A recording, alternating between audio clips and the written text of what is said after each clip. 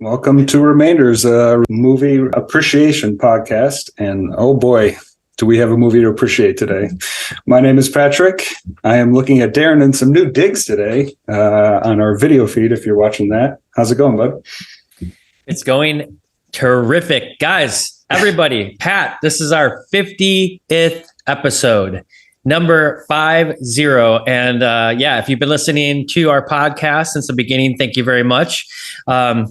I'm super stoked to talk about a movie that I cannot believe. I cannot believe I have not seen this film until last night, really. That's when I watched it. And wow, I was missing out for a very, very long time. Lots to talk about as we cover one of Patrick's all-time favorite movies, RoboCop.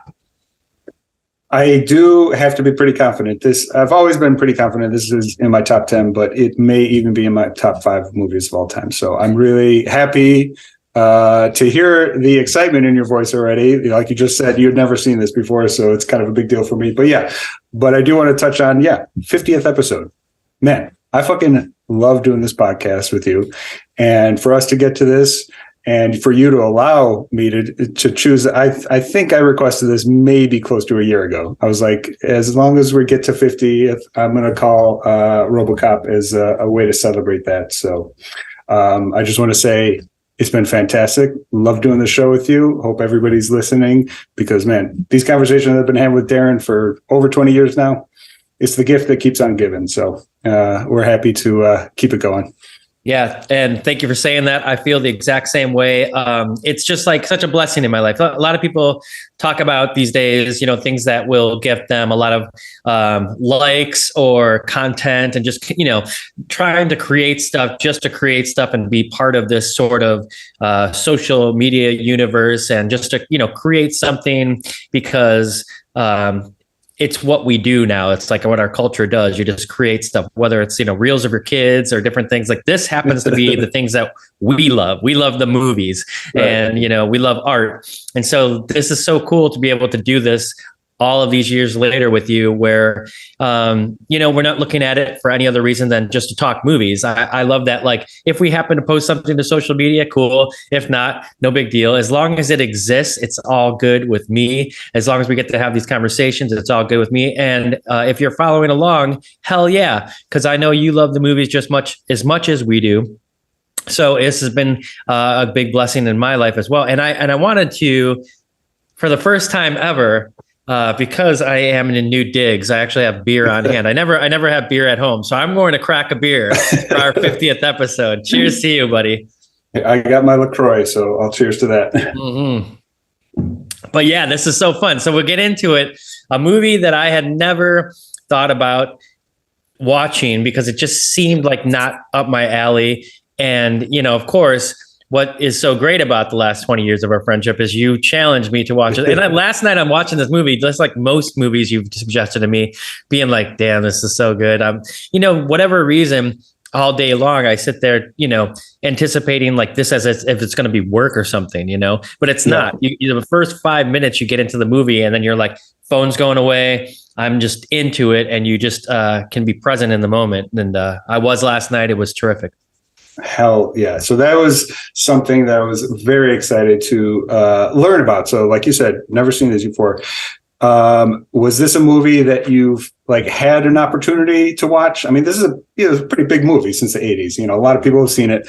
Was this something that you essentially avoided, chose not to watch because it looked like something generic, or did you just never come up for you? Yeah, it's weird. Maybe just like the idea of it. I mean, I remember toys being made and stuff like that. It was a pretty big movie. Yeah. Of course, there's a sequel, which I haven't seen as well.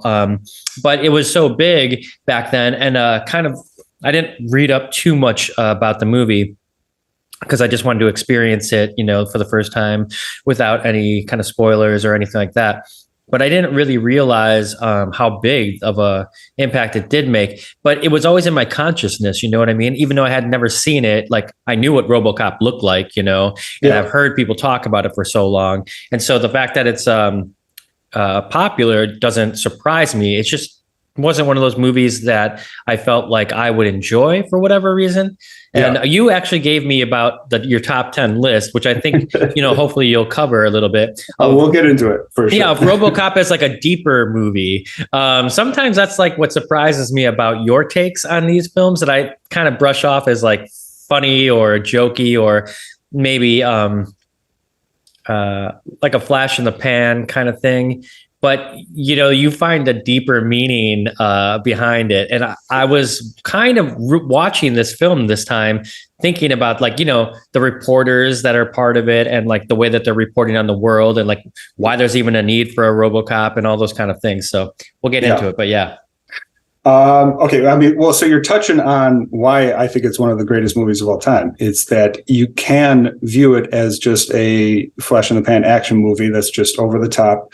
This Terminator-like character, RoboCop. It's such a stupid name, and that's what makes it great. It's like it's so satirical of its own self. It's being just this goofy, over-the-top movie.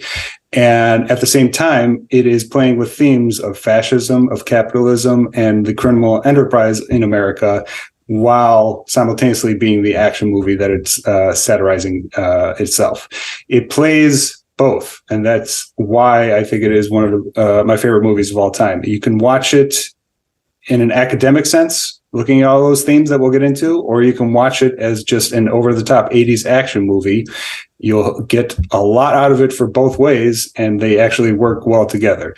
So it's not that I like look for a meaning. It is really because Paul Verhoeven, just to be clear, like I've never seen any of the other RoboCop movies. It's not like a franchise I love. I love this as a Paul Verhoeven film. And it is because of his unique perspective and his childhood growing up in seeing rising fascism during World War II, escaping the violence from the Netherlands. This is what's created his filmography, such as Total Recall, Basic Instinct, all the Showgirls even. He's had such a unique filmography, and I think RoboCop is definitely his masterpiece. Yeah, that is a unique filmography. And, I don't think a lot of people, if it wasn't for podcasts talking about movies and different things like that, I don't know if you'd be able to see a perspective, like a guy like me wouldn't be able to see this movie as more than it was on the surface, So that's why it's cool to hear your perspective. Oh yeah, the director went through all these things. And so it's interwoven into here. So yeah, you could view it as just like, it's kind of fun, kind of like campy action film, or you can kind of look at it as a deeper level. Either way, you're going to have fun watching the film. It does both. And that's what's crazy about it, is that it's so successful at doing both of those things.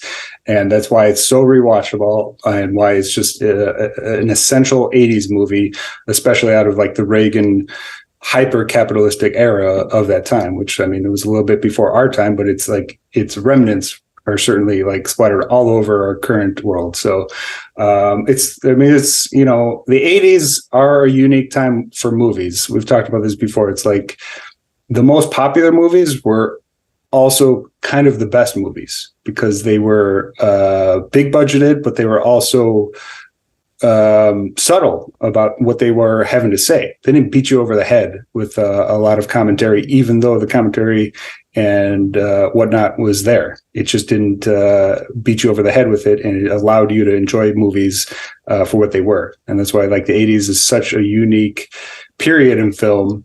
The practical effects we'll also get into, but like, man, I'm so excited that we're talking about this, and that it sounds like you enjoyed quite a bit of it. So yeah, the interesting thing about the effects, and we can talk about that whenever you want, but that was one of the things that like kind of whenever you see like the stop motion that's in I forget the name of the other like initial cop that they had created that isn't like have any human. The Ed 209. It's designed by Phil Tippett, who did the original Star Wars. He did Empire Strikes Back.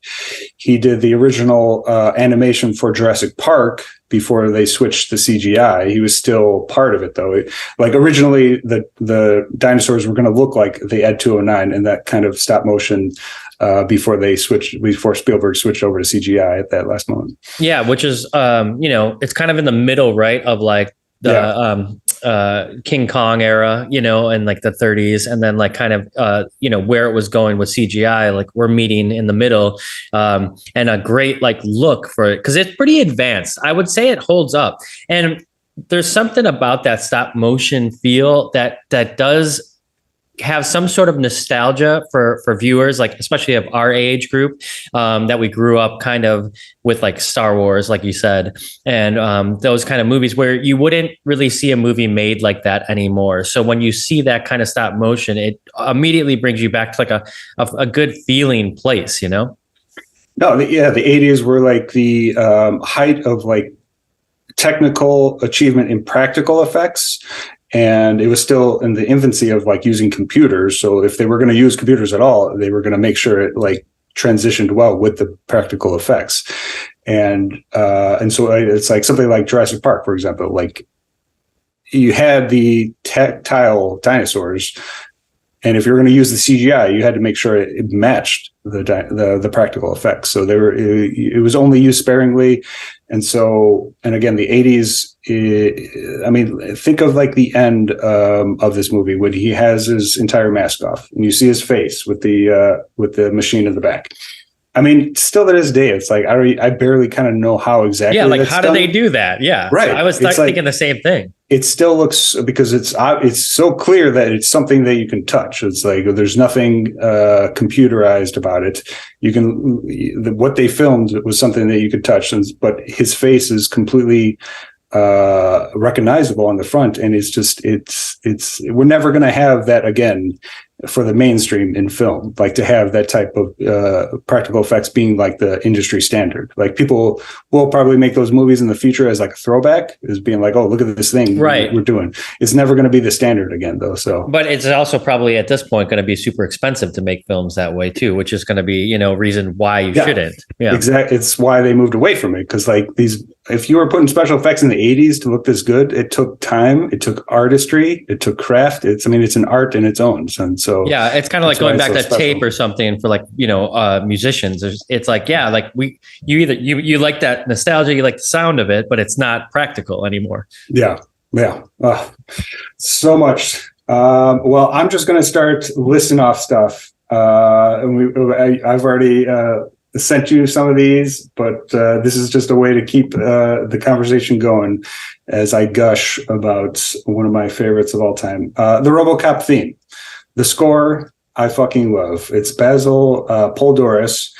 The RoboCop thing even makes the end credits like absolutely epic of how great of a score it is. And he did Starship Troopers. He did a bunch of movies in the 90s. It just so perfectly captures the epic theme of this movie and this character. Yeah, I definitely loved the score. There's a lot of familiar names attached to this, even the cast and everything, and we'll talk about that in a little bit, I'm sure. But even for the score and things like that, you could see that this like did a lot for a lot of people. This film was like a big hit for so many people, and it was probably like one of those things where everybody wasn't sure how it was going to turn out, but then of course the fan reaction, let's do it again. I think the next film that they did, and correct me if I'm wrong, did he do the score for Total Recall too? Basil Poldoris. That's a good question. Let's find out. I'm sure because I think Total Recall was more on my map than RoboCop was, even though there's like the same kind of things happening, I think that's the case for a lot of people, because the RoboCop or Total Recall is there's a lot going on with Total Recall, but it is a little bit more of a polished traditional action movie, even traditional, I should say, for Verhoeven. He still has tons of commentary on society in that, but it is just, also because of just Arnold. Right, exactly. Yeah, they casting Arnold as opposed to this actor who I think was kind of relatively unknown at the time. Peter Weller, certainly by no means Arnold's stature. So one thing about this movie is that Arnold was one of the original people they wanted to cast as RoboCop.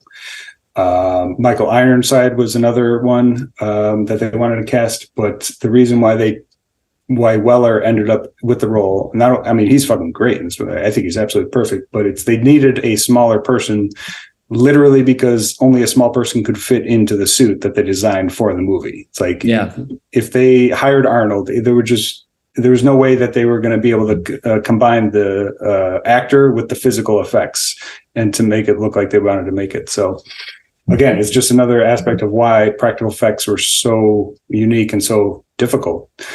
Where were we at? Basil Peldor's. I don't see his listing for Total Recall though. So it seemed like Total Recall Starship kind of Troopers. Okay, he definitely did that. So, well, either way, there's a lot of people that carried over into Total Recall from this film. I think they said that the person who did the special effects did stuff in Total Recall as well. Well, so Rob Bottin, he designed the RoboCop suit. He also did the creature stuff for The Thing. That's definitely what he's going to be known for additionally the most. So, and then, like I said, Phil Tippett did the animation stuff. So, yeah. When was the last time you did watch Total Recall? Where does that fall? A long time ago. I mean, I loved it. But, as a kid and like a male kid at the time, the only thing I really remember from that is like all my friends in school making fun of and joking and how cool the 3 boobied girl was in the film. I mean, I still joke about that. So, yeah. Okay. Well, that's the thing is that's what I took away from it. Cause I was at I don't know, what was that? 1990. So I was super young and that was like, whoa, can you believe it? There's a girl with 3 boobs. I know it sounds stupid now to talk about it, but that's what I took away from that film. I don't remember anything else really. Cause I've only seen it once or twice. I would recommend watching it. Yeah. I mean, it's based on a Philip K. Dick story. About kind of the memory aspect of it. And he definitely, actually didn't realize Dan O'Bannon was one of the writers on it. He's the original Alien.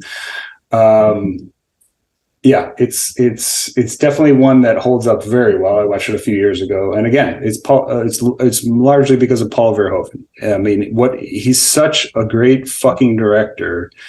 Of kind of mainstream exploitation is kind of the best way to put what he's done, because his what he brings in terms of violence and sex, like I said, he did Basic Instinct, he did Showgirls, but then he also did Total Recall and RoboCop. He was able to toe the line of exploitation in a very subversive way. He never included violence or sex unless he was actually commenting on it in a way. He never showed any of that just for the hell of it. Obviously, putting it in the movies in the 80s and early 90s is what's going to get it to sell, but he was also always subverting it. And that's what makes him one of my favorites. So. Awesome. Yeah. Not super familiar with his work. So again, this is something new that you're bringing to my attention. I mean, the ones we just mentioned are certainly some of his most popular ones: RoboCop, Total Recall, Basic Instincts, Showgirls, Starship Troopers, and then Hollow Man was when he wasn't as huge of a success, and so he kind of drifted off a little bit. He's been still making great movies, both Elle from 2016 and Benedetta from 2021. I saw those both in theaters. I saw Benedetta actually at the Music Box, and it was getting protested by the Christian Church because of some of the depictions it has of Jesus in the movie. So it's good to know that he's still making movies that are getting protested, which this movie was officially censored in a lot of theaters. They didn't, a lot of places were refusing to show it because of the violence. And obviously censorship in art is one of my most hated things. So it's good to see he's still doing what he wants to be working on. Yeah. And also just hearing that filmography, obviously I've seen a lot of those films, seen Showgirls, I've seen Basic Instinct and stuff like that. But it's weird. I don't think anybody really looks at that filmography and thinks this director is amazing. It's because it's so eclectic. It's so different. It's you got a Wes Anderson film, it's a Wes Anderson film, or, you got a, those directors who just have that style and you kind of know immediately it's who they are. I wouldn't say you necessarily, I mean, there's themes, of course, but there's the subject matter is so different that he's covering. You know, there's like this action kind of like RoboCop thing. And then there's over here Showgirls. You wouldn't kind of put together that that's the same director. Yeah, not stylistically, but academically, Right. definitely. You would definitely see a through line through all of his work. And that's what makes him such an awesome director to kind of investigate to see like what makes him. And like I said, he's Dutch. He's from the Netherlands. He basically fled the Netherlands as a youth during World War II because of the violence and the rising fascism. And that's 100% led him to the artistic take he takes on violence, especially, but then also sex and everything, the exploitation component of his filmmaking. It's just an example of like a person's early childhood very much influencing what the themes that they wanted to cover as an adult artist. Nancy Allen, you want to talk about her for a second? Like, I just wrote it down. Like I said, all the movies that you've picked, I'm thinking of Blowout, obviously. She's so fucking good. And like each one of those we watched, because she was also in Body Double, right? Gosh, I can't remember now. I don't think she was in Body Double. I know she was in Blowout for sure. Of course, she was the lead in that. Not Body Double. What's the other Body? No, because that was Kathleen Turner. Dressed to Kill. Oh yes, okay, yeah, De Palma, of course. Yeah. Yes, that's the one I'm thinking of. Yes. So each time I'm watching her, because as a kid, so I first saw this movie when I was like 8 or 9. So it's like anytime I've seen Nancy Allen as an adult, she's always Lewis to me in this movie. What did you think about her? Because you've obviously seen a lot of her stuff. So yeah, she's great. Obviously, we're seeing her as a little bit more older. You know, I wouldn't say that like she's as sexualized as she has been in previous movies like the De Palma films. You know, or like she doesn't play like this sort of. In the De Palma movies, she kind of plays this kind of like badass, but also kind of sort of like a floozy-ish, you know. Here she's playing a cop, and I feel like there's not much like sexual attraction. It's cool because like, you know, you need for RoboCop, you need to know that he had a family and everything. And they don't spend very much time with these two. Like, so RoboCop, Alex Murphy is paired in Detroit, where there's all this crime going on and cops are getting killed all the time. He's paired with a new partner, which is Nancy Allen's character. And so we don't get much time with them before he actually meets his demise. I mean, they get one call, basically, from what you understand from the film. They get one call and he goes to, but they sort of have this like this connection, and it actually works. And I think that's really a tribute to the actors, especially Nancy Allen, in the way she played her role, because there's no sexual attraction here, but it's almost like she has an understanding of this man as a good person who didn't deserve what happened to him. And then especially, I think she doesn't think he deserves, you know, becoming some sort of robot. And it's a different role for her. And she, like I said, with her short haircut and everything, I was almost kind of astonished at how like less sexualized they made her in this film than she's played in other films I've seen in the past. I mean, you're definitely nailing it 100%. I mean, so Paul Verhoeven has spoke explicitly, like he wanted her character to be, I mean, masculine to a certain degree, like a completely tough cop, because he wanted them to be viewed 100% as partners, and he was not interested in like any type of like traditional like romantic, like in a lot of mainstream movies. If this was made in the 80s by anybody else, they would or writers in the 80s, they would be like, oh, you got to have them be romantically involved and have them end up at the end together, like romantically. And Paul Verhoeven was 100% against that. He wanted to view them 100% as partners. That's why he was constantly getting her to get her hair cut shorter, why she gives like such an awesome badass performance. And there's just no inkling of that at all, because it would be distracting for one. And and it just wouldn't serve the story, because it's a Jesus story of Murphy. And Lois just happened to be his partner, who was extremely capable on her own. And that worked, because I didn't read that. I didn't know that. That's what I picked up from watching the film. So it worked 100% to their credit. Can you speak more on the Jesus story of Murphy? Yeah, so that's my my number 5 reason. Murphy lives, Murphy dies, and Murphy is reborn to save the American people. I mean, that's it's not like explicit in this movie, and that's the thing. It's like none of the commentary or none of the story arcs are like beating you over the head, but that's what it is. This is like a Jesus story of Murphy being gunned down by some of the most ridiculous criminals in Detroit, being utilized as a piece of property from the privatization of a police force in Detroit at the time, and then being reborn as an entity that's going to save humanity. And again, none of this is really kind of spelled out, but that's just what the story is. I mean, so many stories are come from the Bible, and we don't even kind of realize it. Terminator and whatnot. They've influenced the story and narratives in our mainstream culture in a way that we don't even recognize. And so to have this kind of rebirth and born again story, it just adds another layer. It's another reason why you can keep on watching this movie and you get more out of it each time. I love that. That's the depth we were talking about earlier of the film. You don't see that on the surface. You just see this great image of this cop that, looks all futuristic and stuff like that.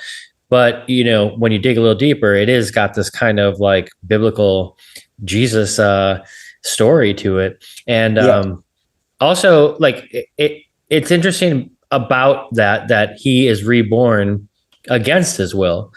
It's not that he didn't want to live. He did, but he unfortunately gets killed basically. And, it wasn't his choice to come back. Right. Which is the twist on the Jesus story. You know what I mean? It's he's coming back to save people, but it's not really, he doesn't even have they give him baby food to get by. It's kind of demeaning. It's kind of like you said, he's being used for a purpose. Well, he's property, and that's his property, and he's a robot, obviously, RoboCop. But that's the other part of why it's such a great drama, is that even right at RoboCop's birth, he still has an inkling of his humanity. He still has a small things that kind of note that he's still a human. Even though he doesn't even realize it. So it's not like he's walking around quite like a machine, even though all the time he is. He still has kind of little tidbits, he does the gunslinging that he was doing, showing Lois, that he shows off for his kid. He catches the keys in kind of a non-robotic, very human way when he first goes out. It is against his will, you're right, but then there is still that trace of humanity, and that's what the rest of the story is about, is him kind of being able to rediscover the fact that he actually is human. And it's an interesting choice to talk about when they are putting him together, and they're, the perspective is from RoboCop's view, almost Murphy is aware of, aware of everything that's happening. And it's kind of really cool because you get that one moment where he's why is his arm on there? I told you to put so they're they didn't even want any human compartment left.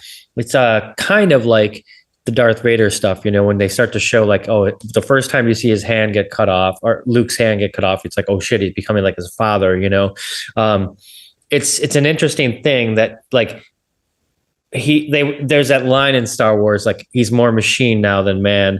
It's they made sure that Murphy was as much machine as possible, and the only little bit of human, because they didn't want him to have a memory. They didn't want him to be any kind of they just want him to be the super cop that's focused on killing the bad guys. Yeah. Bob Morton He's the one who basically invented RoboCop. So he's played by Miguel Ferrer, who I only discovered like maybe 5-10 years ago. He's Rosemary Clooney's son, hence he's George Clooney's cousin, Miguel Ferrer. And so between this movie and Blank Check, which if you're a 90s kid, you're definitely familiar with Blank Check. He was the bad guy in that. So somebody is a Nepo baby who is actually amazing, because I love his performance in this. He's so perfect as kind of sleazy / kind of genuine in a way of wanting to stop crime. He passed away a couple years ago, I think. Yes, he did. He was always great in everything. Yeah. So, we're and then there's that amazing scene where he, thinks he's on top of the world, and that guy comes in and that's it. It's like you just did everything you thought you could do. You're having this great party with these two girls, and you're doing coke off her boobs, and like in a second somebody comes in and says like, okay, I'm going to blow your house up with you inside, and that's it. I mean, he's got one of my favorite lines. I got a list of all my favorite lines here. What is it? I love to be with intelligent women. Smart is so sexy, as he's like doing coke off their legs and whatnot. So yeah, he's so great in it. There's like another scene where he's like, that's life in the big city. Because he's like basically like or that guy died from that like whatever from the Ed 209. Ed 209, that's right, yeah. So that was Dick Jones' original plan, kills the guy. And so one thing I noticed, there was actually a bunch of small stuff that I noticed upon this. I mean, I've watched this 3 times in the last month or so. So so I love that. So yeah, that guy gets killed by the Ed 209. As you said, he's like, that's life in the big city. At the same time, Bob Morton is like jumping over Dick Jones to get his project advanced. And so this is also like, you see this exact same thing with the street criminals. And this is just another thing. You have the street criminals with Clarence Boddicker, and then you have the corporate white collar criminal with Dick Jones. And the two of them complementing each other. They're basically in business together, doing the privatization of police. And then what that crime that creates, Clarence Boddicker is obviously the one who's able to reap the benefits of that.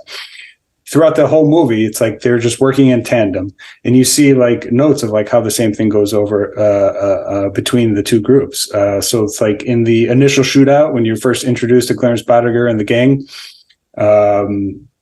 one of the guys gets shot. Clarence Boddicker has another one of my favorite lines: "Can you fly, Bobby?" Oh yeah. He throws him out as like an obstacle to throw off the cops chasing him. And it's the exact same thing. It's like both groups are willing to roll over the other people they work with just to get ahead. It's like they're throwing him out of the van. And at the same time, Bob Morton is just jumping over Dick Jones and then just letting these other guys get killed. When that guy gets killed in the boardroom, there's not even like a mention of his life. The first thing they talk about is like, oh, this is going to cost us $50 million in interest payments alone. It's like there's zero value of human life at all. It's entirely about business for them. Yeah. And the idea of this Directive 5, is it Directive 5 or Directive 4? Oh, shit. I know. 4 sounds right. 4 sounds right, but like, I don't know. There's like always 5, like Red 5. I don't know. But let's just say for now, Directive 4, because we can't remember it all. Yeah. Which is the clause within RoboCop that like the cops made, sure, in case he tries to arrest anyone. Oh, right. Yeah, as a top ranking official, like RoboCop will be shut down. It's like, okay, like everybody else that's bad out there can get busted except for us. And that's such an interesting thing to throw into this film too, like the corruption of it all. I mean, that's privatization of police. If you privatize a national service like that, the people who are running it are the ones making the rules. So if you are the ones making the rules of the police, I mean, that's what makes this movie so fucking perfect. So, and I mean, I'll get that on my list. I mean, all right, so I'm going to keep on going. Number 9, comical levels of violence. We've kind of already talked about this. Verhoeven's childhood fleeing violence during World War II and the rising fascism, World War II bombings. The violence in this movie is so over the top. As we just mentioned, like the initial boardroom scene when the guy gets shot by the Ed 209, it is so ridiculous how long it lingers on him getting shot, and the squib work and how insane it is. That like you watch this horrendous tragedy and you almost can't even do anything but laugh, but how over the top it is. I know. It struck me. I was like, okay, like they can end this scene at any time here because, you know, obviously this guy's not coming back from this. But yeah, they just keep it going. And it was pretty comical. You're right. Like, and then especially at the end too, like that they're just like, okay, let's have like the sidebar over here between these two guys. Like, oh shit, the boss is now mad. Like, because it's like, this thing's not ready. It's like, that's what they're worried about. They're not worried about the guy that just got fucking pulverized by 8,000 bullets. And it's not comical, but Murphy's initial death, the execution of him in the warehouse by Clarence Boddicker and his gang. I mean, you see his hand get blown off. You see his entire arm get blown off. You see, so a lot of this, just by seconds, was initially censored. And I don't know if the theatrical version included this. I think in some ways it did, and in other ways it didn't. But for a while, there was only a censored version that cut like just seconds off of some of the violence scenes. And then the one that you watched on our account is the restored kind of full version with the. Oh, okay. Yeah, I was just about to ask that. So did I see like some kind of censored version or not? Yeah, you saw the original, what's intended by Verhoeven, but yeah, for a while there were only versions of it. There again, it wasn't too long. It was always censored to a point where, like Verhoeven was trying to show, is like this is excess violence in a comical or over the top way, and obviously for ratings version. I mean, this was originally rated X, which was the rating like of. I mean, is NC-17 even a thing anymore? I don't think so. There's been a lot of talk about that lately, actually, about like the rating system. But yeah, I don't even know. I don't think it is. I think it just goes. And I don't even think X is. I've never seen X. X is definitely not around. That went away in like the 80s, I think, or the early 90s. But I know in the 90s there were movies that were like NC-17 technically. Right. But I don't know. I feel like as a society we've kind of given up on ratings because it's like. Which is a good thing, I think. I mean, generally, I mean, for youth, you obviously want to know like what you're watching, but like, yeah, I don't know. It is kind of an interesting thing. Like us growing up, but like ratings were such a huge deal. It's like, I mean, it's money. So, like, again, I have like a bunch of friends with kids. I'm sure you do too.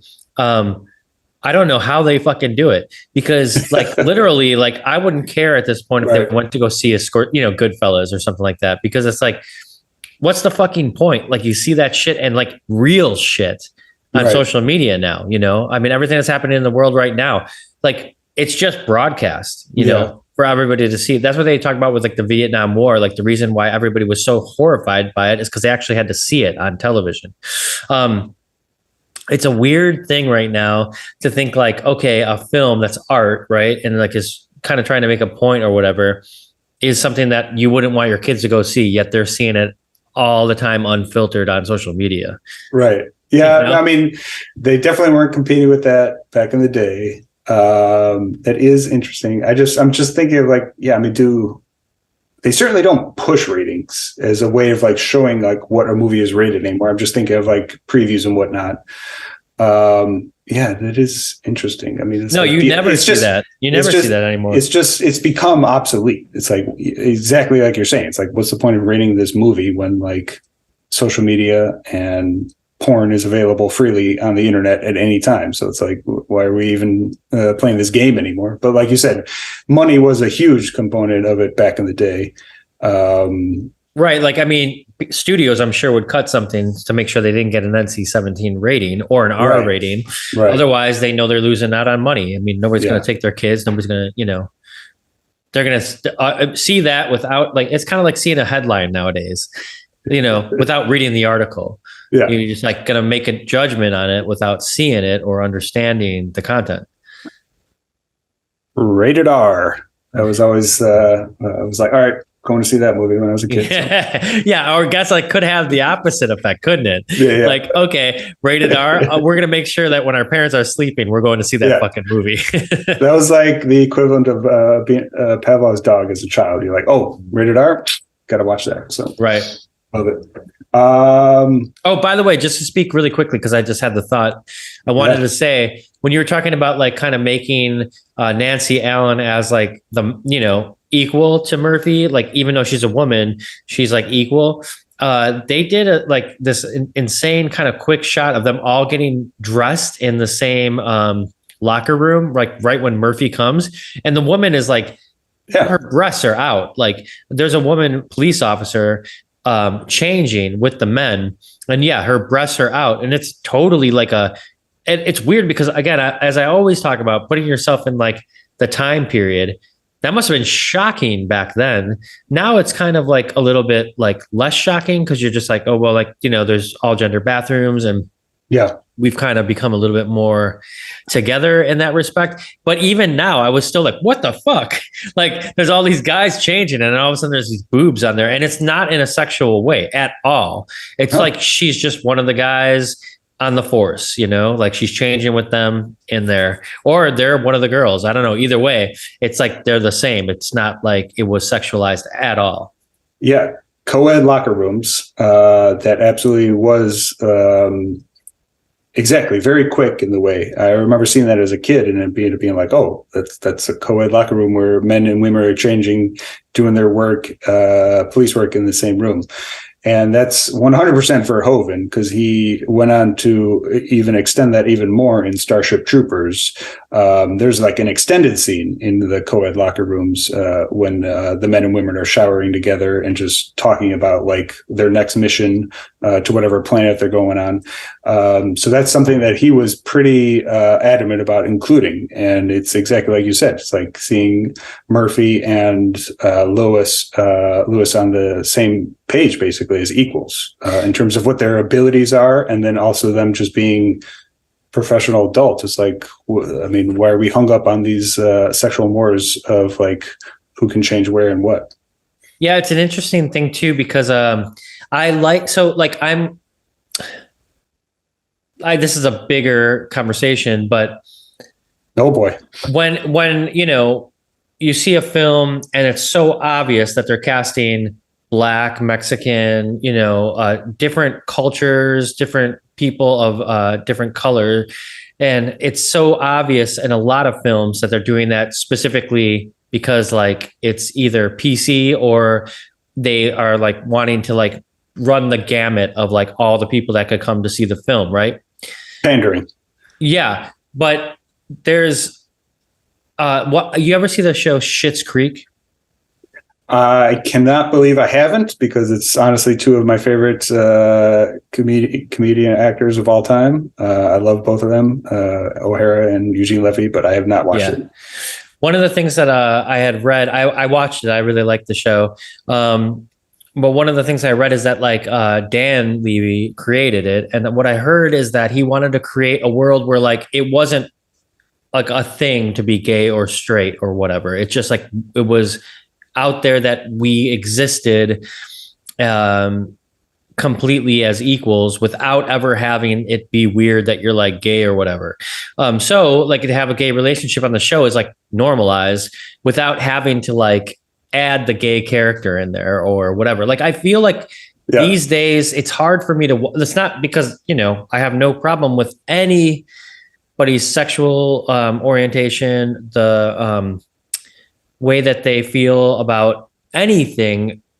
It's really just when art tries to inject it into something specifically because you're supposed to or whatever. And that's why I like that idea of the show. Like if it's already in a world where there was no problem with it, like then it's like great, because you don't look at it as like, oh, okay, they're just trying to throw the gay character in there. They're just trying to throw the Black character in there. Or like, all of those kind of stigmas that come with it. Like it's nice to watch shows like that where you don't feel like anything is done either for money or like anything else, I mean, I don't want to look like, I don't want to watch something feeling like I'm an asshole half the time, like that they're, I don't know. Yeah, no, I mean, I got you. You're talking about diversity quotas for one, just injecting something into it just to make it look good on social media or whatnot.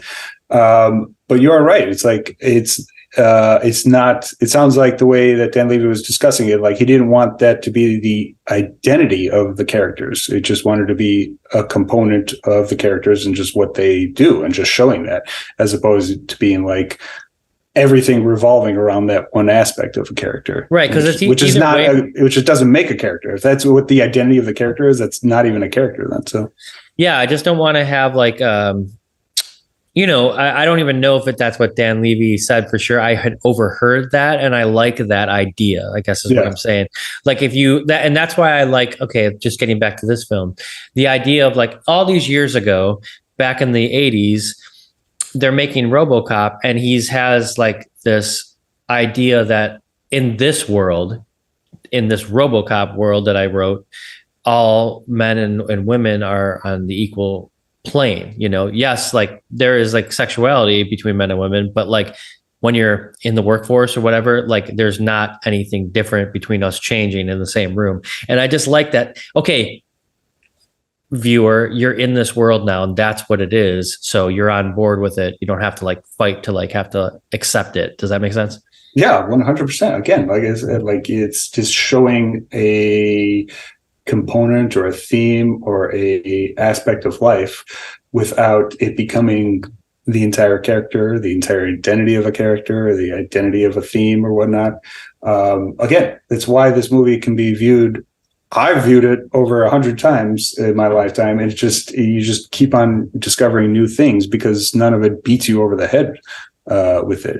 It's all just there in a subtle way, and that is something that, you know, it does not really exist in mainstream movies anymore. If you're trying to say something in a mainstream movie today, you're spelling it out as clear as possible in the most obnoxious way, largely because, I don't know, that's just what the trending component of movies are these days, but also because that's how you can kind of market it better.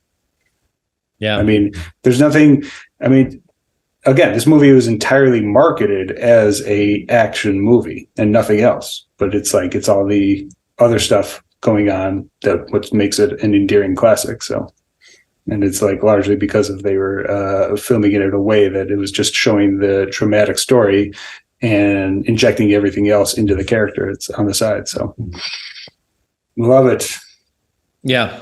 No, those are a lot of the things. I didn't even think of the word diversity quota.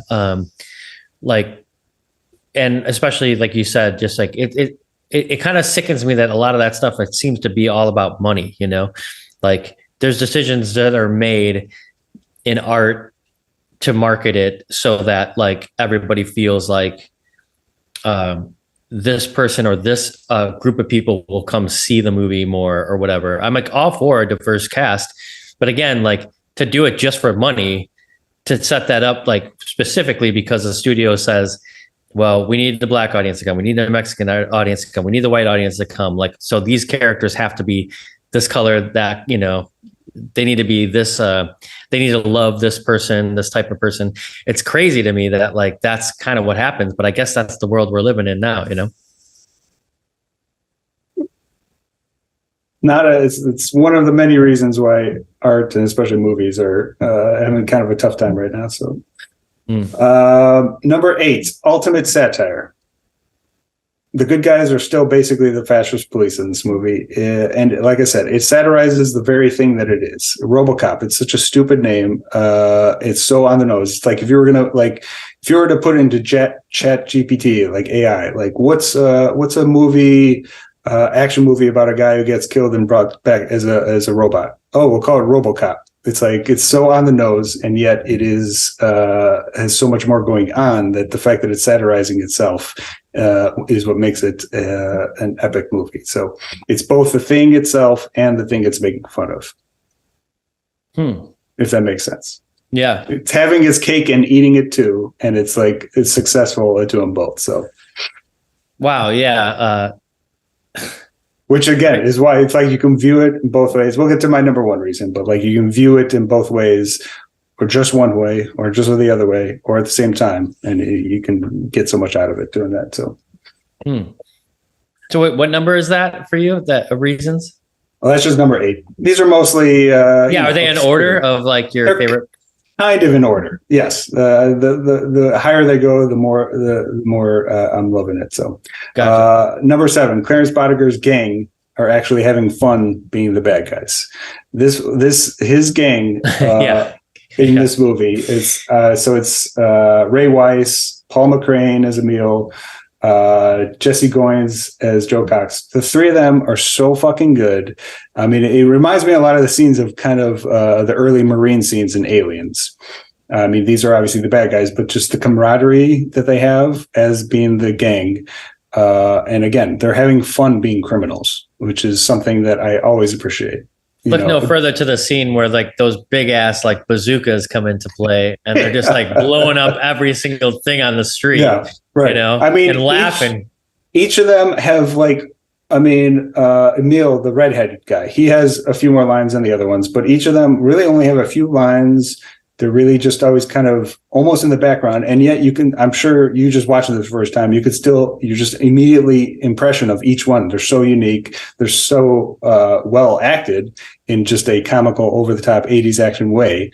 It just adds so much to the game. And it just makes it a fun movie while having everything else going on. Yeah. Super. Again, I went on my whole thing about casting. This is a diverse cast. I don't think about it at all because they're also fucking good and they're also perfect. You know what I mean? It just made sense that this was like going to be the gang of fucking terrible Detroit hooligans that are fucking shit up, and they're perfect. And I love it. And like, I was in it the whole time, from start to finish. And like you said, they're like, it is very comical, like, because they're like laughing about blowing up shit with bazookas and shit.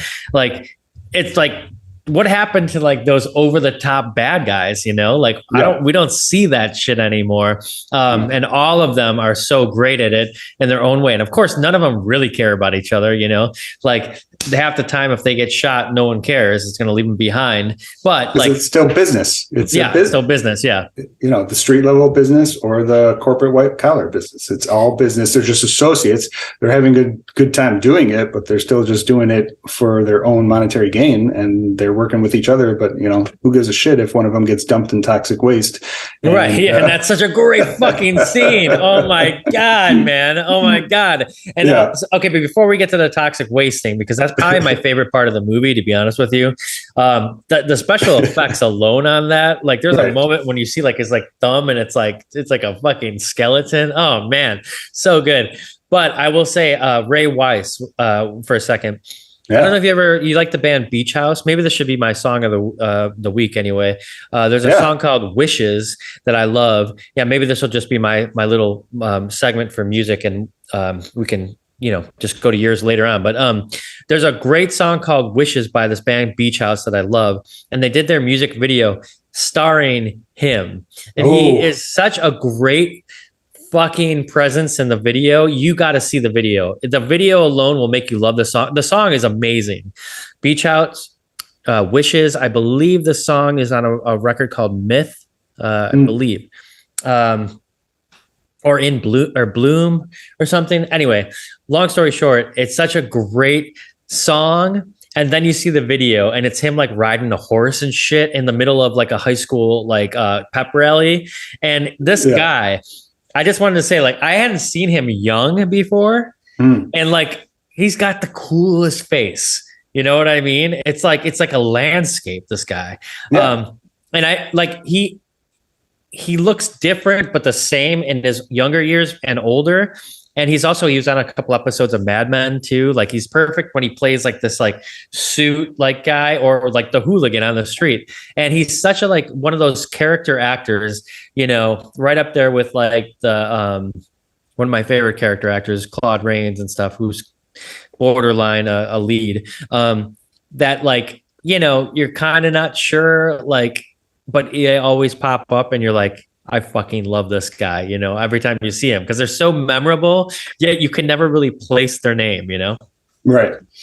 I mean, I mostly kind of know his face from this movie for sure. I mean, he's in Twin Peaks. I think that's what most people actually would recognize him the most from, it being kind of the most popular and him having kind of the most screen time in that.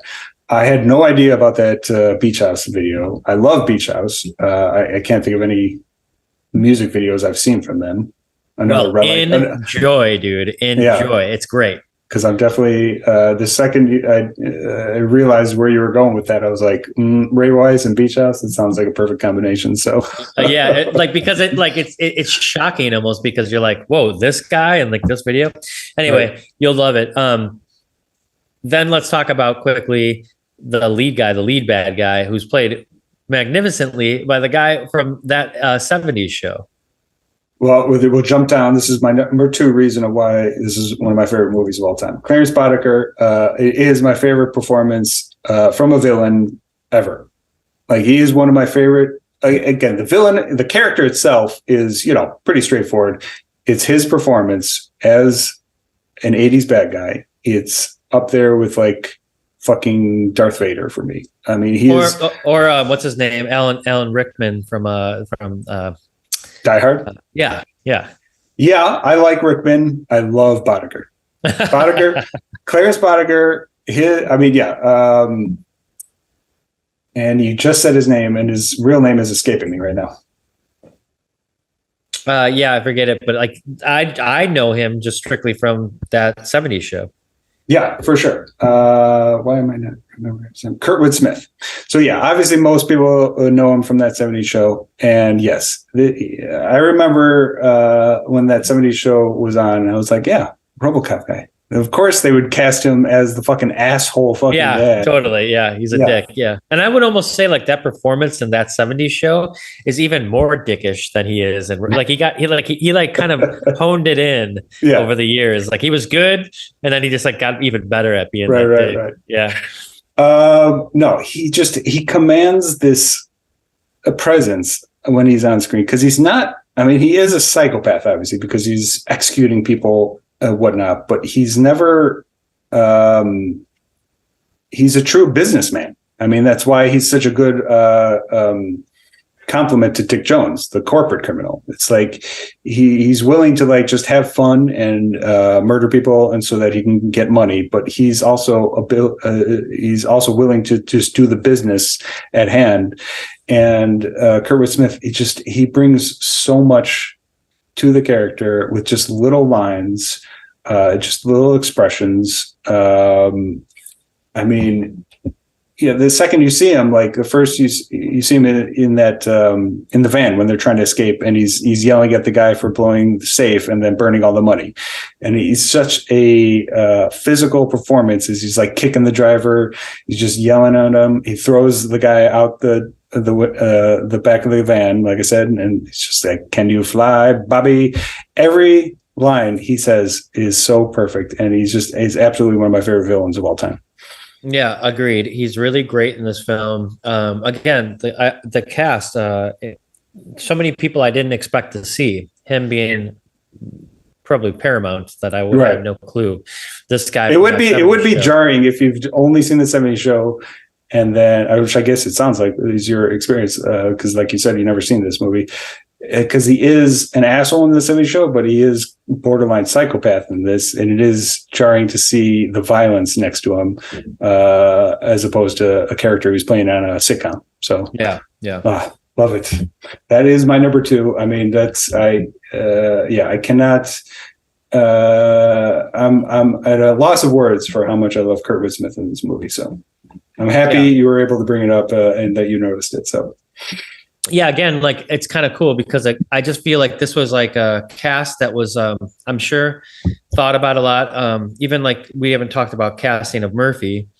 I don't know too much about that actor, but his face is so perfect, right? And I think that would, to me, be a lot, a big reason, because you don't see anything really but his face for the most of the movie, especially obviously at the end. It's so important. Yeah. The jawline. The jawline was a huge reason why they were like, oh, this guy would be perfect. So yeah. And for multiple reasons, I guess I can understand why Arnold would be so perfect, bankable star, but also, the fact that he has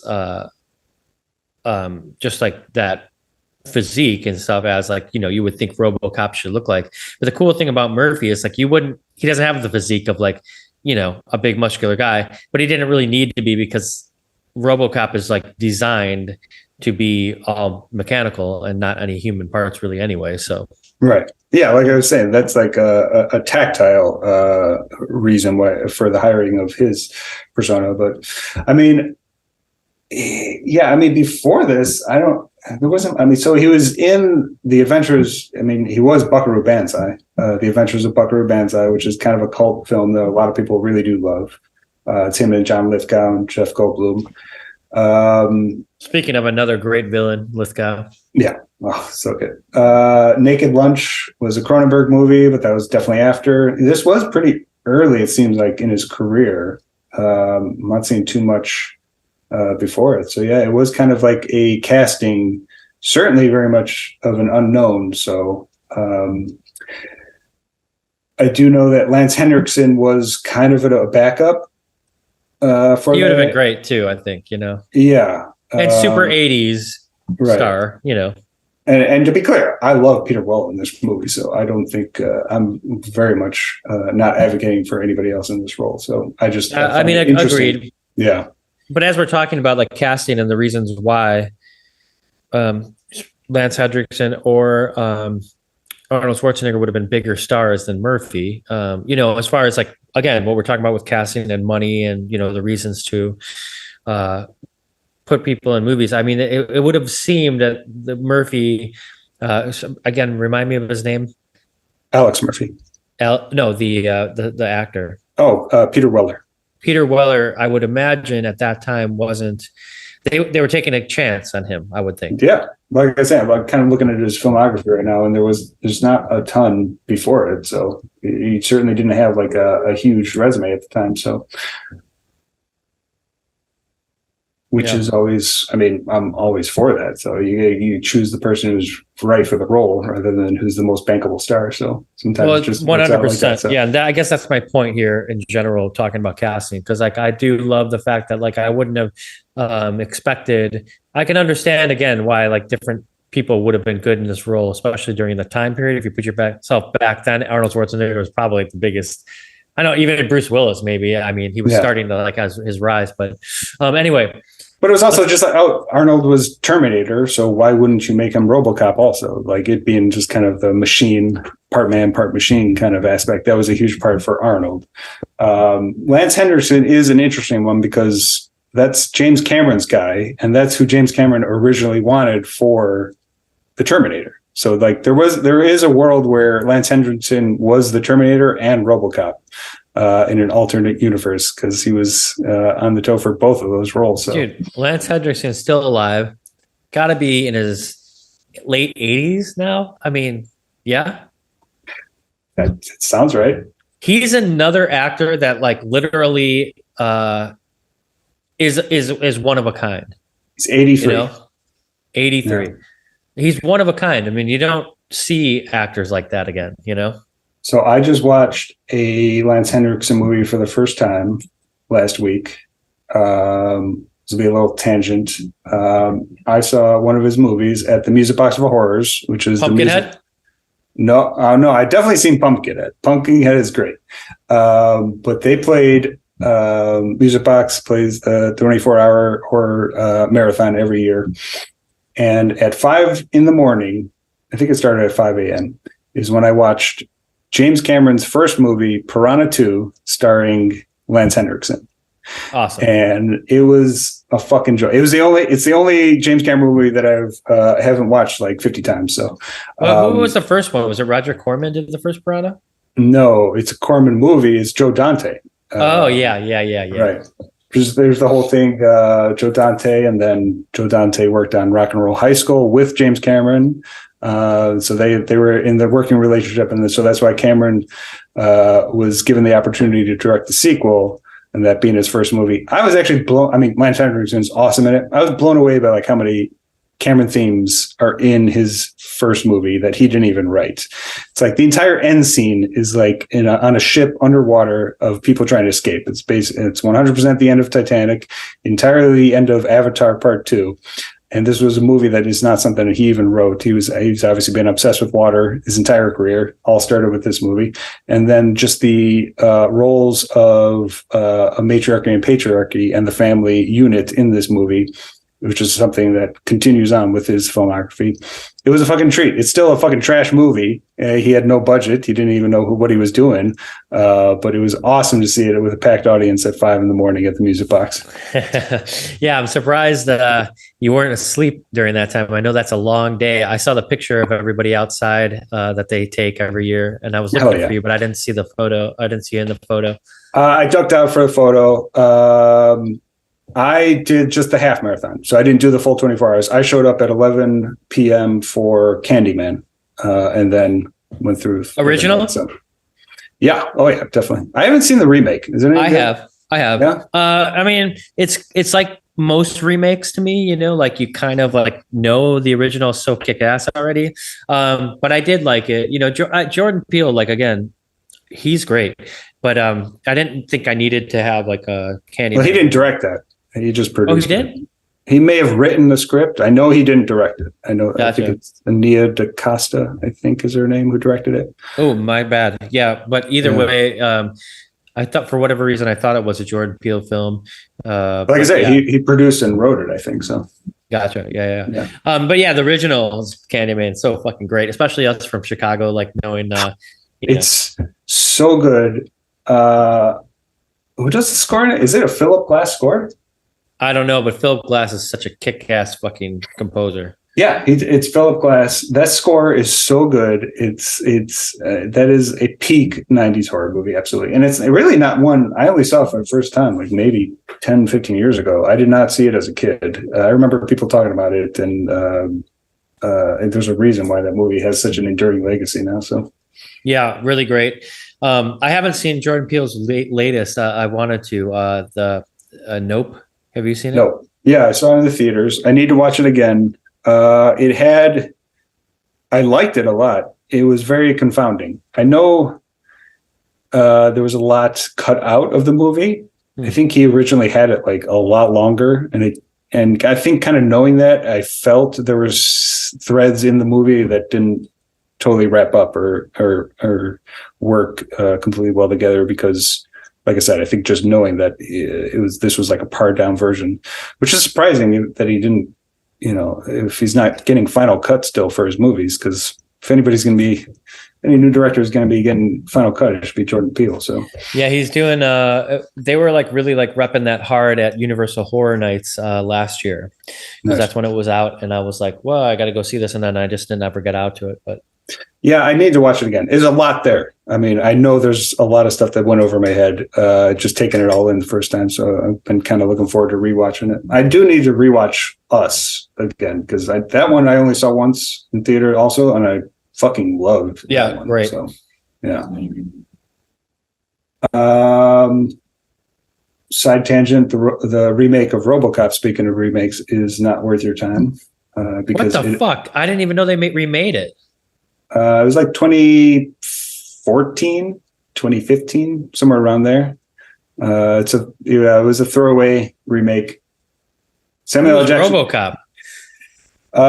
Joel Kinnaman. It's kind of a bland actor who he's not bad. He just kind of has a bland face. He kind of blends into a lot of roles. I know he's in John Woo's new movie. I did see that preview, and that looks pretty great. It's a remake that does not try to honor the best stuff of RoboCop at all. There's no like thematic resonance. There's no critique of anything. Like just an action movie kind of. It's just a straight up action movie that they kind of slightly try to reference like some of the themes of the original, but it's certainly not incorporated at all into it. So yeah, it's just. What about like the sequels of RoboCop? Had you ever seen? I've still never watched it. So why not? I mean, I'm not against it because again, I love this movie not because of a franchise, but because of Paul Verhoeven and what he brings to it. He has nothing to do with anything else in any of the other movies. So you never like just kind of interested to see the other ones? I mean, yeah, I've been vaguely interested. I don't hear people talk about him too much. I feel like some people have spoken about RoboCop 2 as being almost worthy because it is directed by I know it's directed by Irving Kershner, who did Empire Strikes Back. And I feel like some people recently have kind of spoken about 2 as being worth your time, but I generally have never really heard anybody talk about 2 or 3 in a way that, if you love the original, that you need to see 2 or 3. So I'm not against it. I should just watch them. I just, anytime I'm like, oh, maybe I'll watch RoboCop 2. And like, no, I'll just watch the original. And I have 10 times better of a time watching it. So, Well, fair enough. I mean, it's obviously a great movie. oh, so good. Number 6, OCP, for-profit policing. The fact that the entire story is arced on a corporation coming in, trying to privatize a national service like police in Detroit is a fucking timeless story of capitalism in America. Privatizing national services, hence actually incentivizing the thing that you're trying to solve. So if you have for-profit police, it's kind of an incentive for crime, and that's what how this movie plays out with Dick Jones and Clarence Bodiger being in business together. Yeah, and again, my point about like the fact that like you can't arrest, arrest the higher up. If you own it, you make the rules. It's like it's not hard to figure out. I don't know. It's like it is one of those things. It's like I often think of like healthcare. Like in 200 years. I'm hoping we'll get to a point where we're like, wait a minute, you guys were privatizing healthcare? It's like, what the fuck were you thinking? It's like, why would you privatize something like that? Like, not being anti-capitalist by any means, but it's like there's just some things you cannot create an incentive for. If you privatize healthcare, there's an incentive for people to get sick. If you privatize police, there's an incentive for crime. It's like it's pretty logical. But in this movie from Paul Verhoeven, where he's critiquing rising fascism, it's like this is how it comes about. Yeah, interesting. Let's go back. If you're listening, you can go back and listen to our episode on American prison. Early in the days of Remainders, when we were covering books as well as movies. That was a pretty good episode as well. Wow, so good. Love it. Movie appreciation, but we appreciate all forms of art on this podcast. So yeah, that book is, that's one that still sticks with me. It is just such a great piece of investigative journalism. Number 5, Jesus Story. I already talked about it. Number 4, the media. All the commercials and the way the media is portrayed in this movie as like entertainment. The first scene of this movie is the news story. And you watch them present all these horrendous stories in like an entertainment way, and then you cut to commercials for-profit stuff like nuclear weapon games, or the for-profit healthcare is the first commercial where he's selling the hearts, and he ends the commercial. It's like, and remember, we care. We care. yeah. It's actually the first time I had seen anything done like that. I would think that that's the first time that was done, but then I love kind of thinking about it when I was watching that. Like, am I watching like 6 Feet Under, when they did that first pilot episode and they were doing, that's right. Yeah. Which was well done. Right. And they never really went through that again. That was just for the pilot. They completely dropped that component, which I love it in the pilot, but I don't think they needed to keep that going. But those, obviously not everybody's obsessed with 6 Feet Under as much as you and I are. But so in the pilot episode, you have the story of the characters, and they would keep on cutting to these sanitized commercials for the undertaking business, selling like the oils and the coffins and whatnot. And they weren't quite. It was very much like an over the top way. It didn't look like a commercial you would see. It looked like a bad AI version of a commercial you would see. Yeah, or there would be like a sexy girl trying to sell the coffin or something like that. Yeah. It was just like a little over the top. But it was so well done in that pilot episode, which would, again, they never went back to that. But if you ever saw True Blood, they do stuff that's similar to that, like selling the True Blood. Nice. Yeah. Yeah, I never watched True Blood. Was that Alan Ball? He did the whole show? Yeah. Yeah.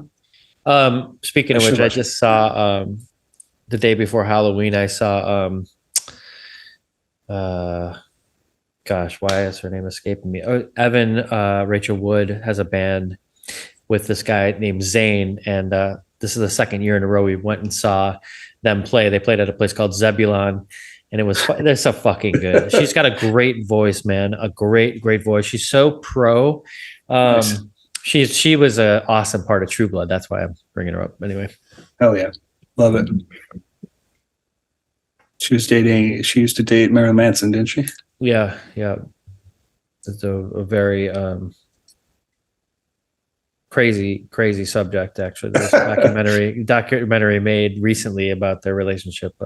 I know it's fucked up, and that's the extent of anything I know about that. That was just all I could contribute about it from Rachel Wood. So. Yeah, totally. But there's a lot of like cool. There's like a lot of coolness of like living in LA, where you could go see like an actor or actress, and they just one night are going to do a Halloween show full of like awesome, amazing Halloween hits that you like love from movies. So like she sang that like that little sister thou shalt, like they nice. They fucking nailed it from like Lost Boys and stuff, and it was just so fun. Oh yeah.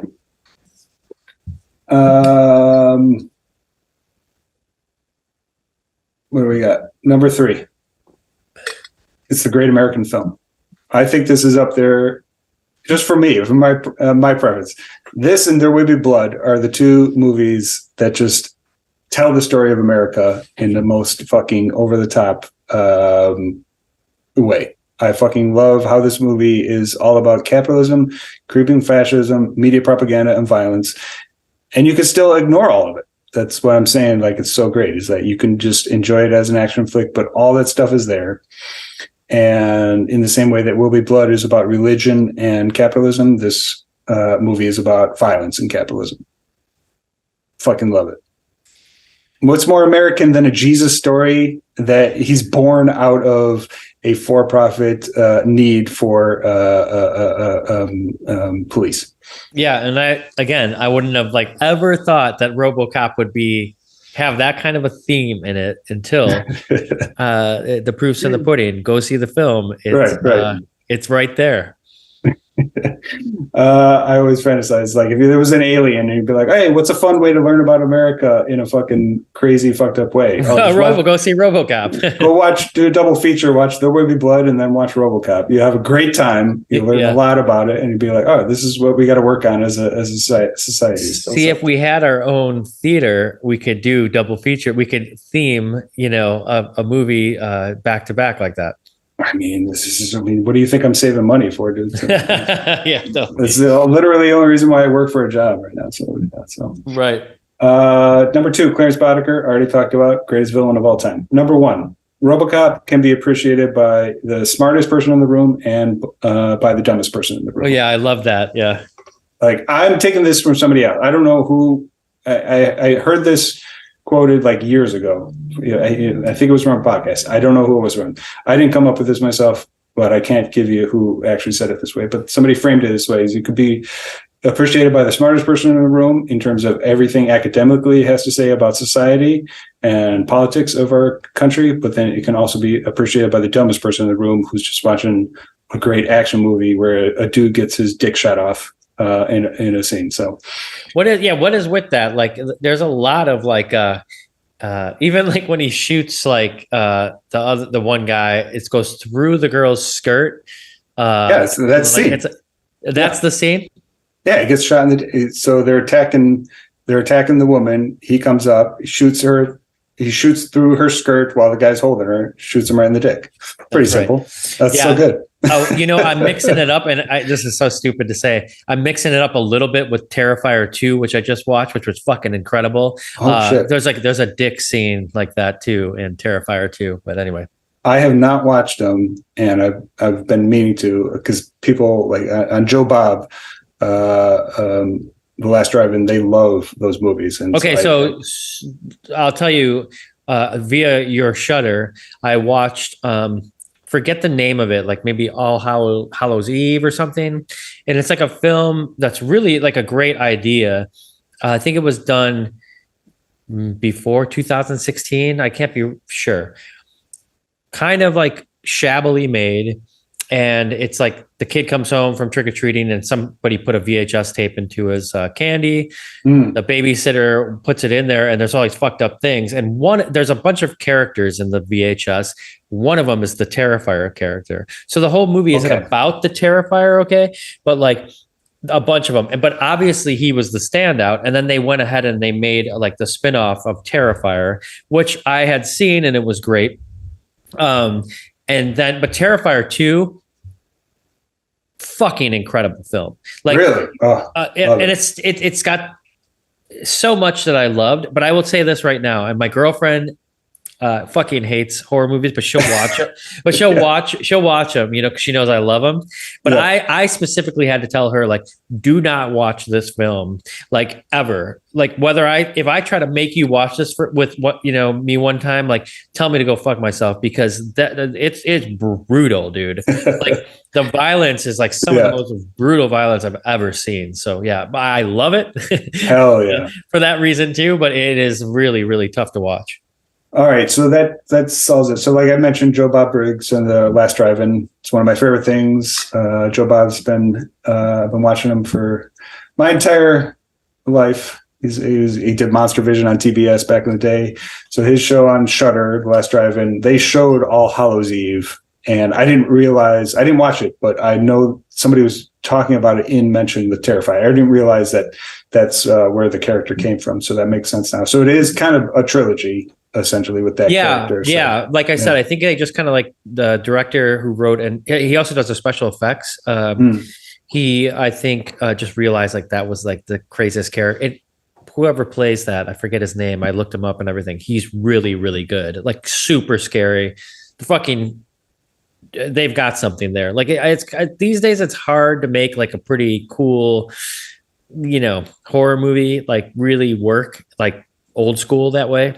And they did it. Speaking of special effects, can we just talk quickly about, of course, in RoboCop, you see this guy plow his car, like one of the shittiest characters in the bad guy stuff. He plows his car into toxic waste, and you're like crossing your fingers. You're like, I hope this guy comes out and he's melting from toxic waste sludge. And it's like immediate.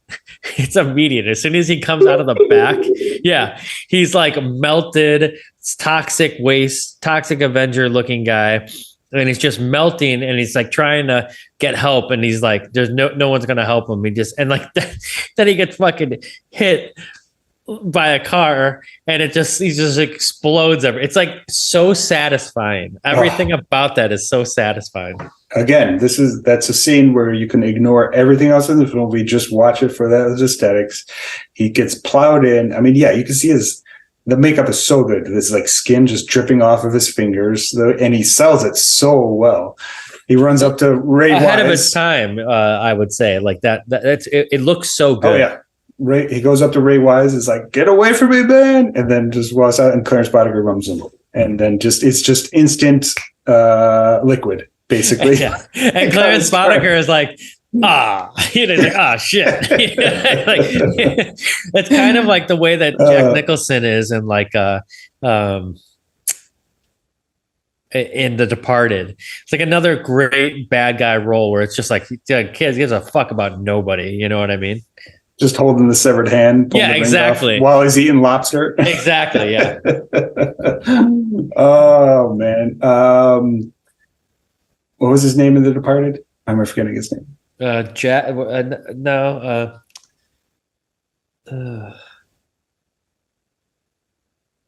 rock star. Anyway, he ran, Clarence Boddicker walked so that he could run. That's where I was trying to go with. Jack Nicholson is so good at being a bad guy. So that was my number one. So we went through my list. What else am I leaving off? There's some small stuff that I learned. Again, just like there's so many nuances to this one. One of my favorites was, so you remember the scene when the mayor is taking people hostage to get his old job back?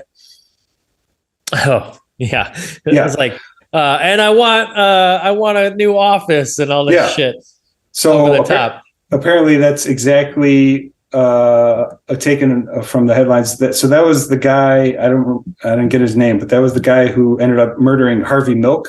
Oh yeah. I thought it felt weirdly similar to that. Yeah, that's crazy. So I've seen Milk and I kind of know the general story, but like the entire situation of him holding the people hostage so that he can get his old job back, that was taken entirely from that guy. He ended up murdering Harvey Milk. And it's the same one where his defense was the Twinkie defense because he was eating too much sugar. And so like in the scene in RoboCop, he's not holding a Twinkie, but he's eating a candy bar the whole time that he's holding the gun. So he's got the gun and the candy bar doing it. So just small stuff like when RoboCop comes through the wall to grab him. And by the way, there's I don't remember the name of it, but a lot around the time, I think probably when it's Pride Month, Criterion always puts together like a really, really, really great fucking movie, like documentaries, everything that are like made, at the time of like when it was more being in the forefront of like understanding of what it was like to be gay. And there's a great documentary about that Harvey Milk thing. I'm not talking about the Sean Penn movie, but I'm talking about like a great documentary about all that happened at that time. And I wish I can remember the name of it, but it was on Criterion. I don't know, I guess last year or something. That's probably why I know it felt familiar because it was crazy to hear about how just like stupid that was, the end of that man's life because of that. The Times of Harvey Milk from 1984. That's it. Yeah. It's great. It's excellent. Yeah, I know I've seen excerpts from this. I don't think I've seen the entire movie though. I know some of these images I've definitely seen. So yeah. Good old Criterion, man. Criterion's so great. Shudder is great too. I enjoyed it this holiday. I was just gonna say, thank God we have Criterion and Shudder in this day and age. So I mean, that's the bright shining spot of streaming right now. Well, I'll shut up for a little bit. Anything that you want to talk about for this amazing movie? If you hated it, it doesn't sound like you did at all. I hope you would never hide those things from me because I would want to know that. No, I mean, again, when I go to, as we're on episode 50, it's harder and harder sometimes to slow down in my life. And what this podcast does for me is like it helps me with that because it's like to have the entertainment in your life or the art or whatever. That's why, again, if I go on like some kind of tirade about like the casting's all wrong or blah blah blah, it's like because this is my entertainment as well as it is like art, and I don't want to be like patronized. I don't want it to be something that it's force fed. I want it to be something that like is a bunch of things, relaxing, it's funny, or it's dramatic, or I talk a lot about how I don't love comedies sometimes because I do want like to hear a real story or somebody's experience of life. And so whether that's a fictionalized story or it's a real story, I just need to like have a connection to life itself, and I like that we can talk about movies that I thought were on the surface something that was something superficial, only skin deep. Yeah. And find out that it was more than that. And that's why in the fast-paced life that I'm living lately, I would be pissed off like if I had watched something for even 60 minutes. I think this movie was like an hour and a half, maybe a little more than an hour and a half.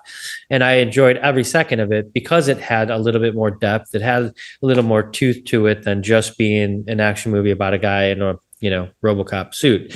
There was a lot that I could take away from it and a lot I could think about and then carry into my life. And so, again, movies do a lot for me, and I don't think you've ever really steered me wrong. Like, even if there's a movie that I don't really love that you've shown me, like the one that I always bring up is like Under the Silver Lake. I didn't really love that film, but there was still a lot to talk about like why you loved it. You know what I mean? And so, sometimes that's a cool thing, I guess, about book clubs that people do, right? Like they're able to like discuss a book and hear about your experience about it and then how it related to your life and those kind of things. So that's why this podcast is great. Hope for listeners listen to this and they can say, you know what, I should watch RoboCop because these guys have an interesting take on it. They've got like I wouldn't have watched it, but now I'm going to, and that's great. That's what we're here for.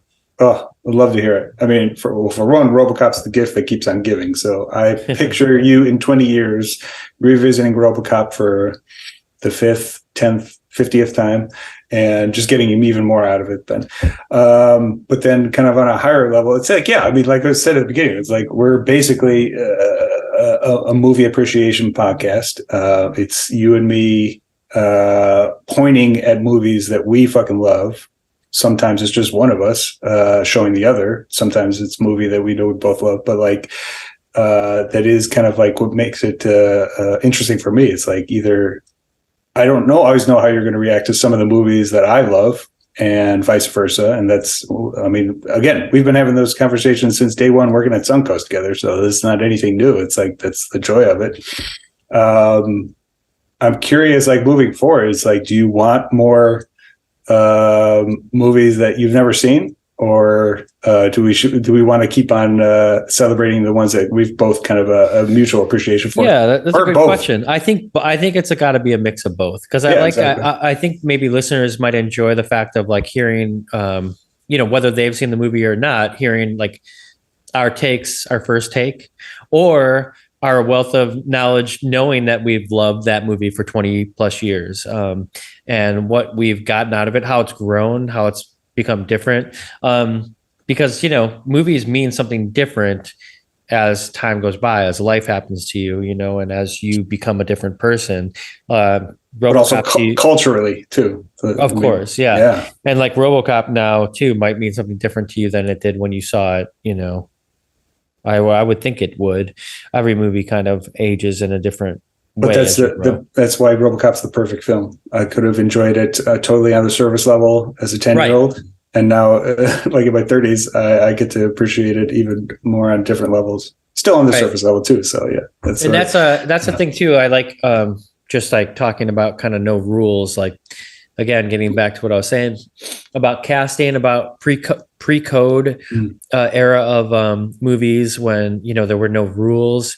Like I think that's kind of what I love about the podcast now is that as episode 50 comes around, we don't have to have that rule. Like a lot of times I like used to pine over like, is the sound great? Is the editing great? I would cut out every if and or but. And I don't think we've gotten away from that, and it's made the experience a lot more enjoyable because it could just be, let's talk about the film.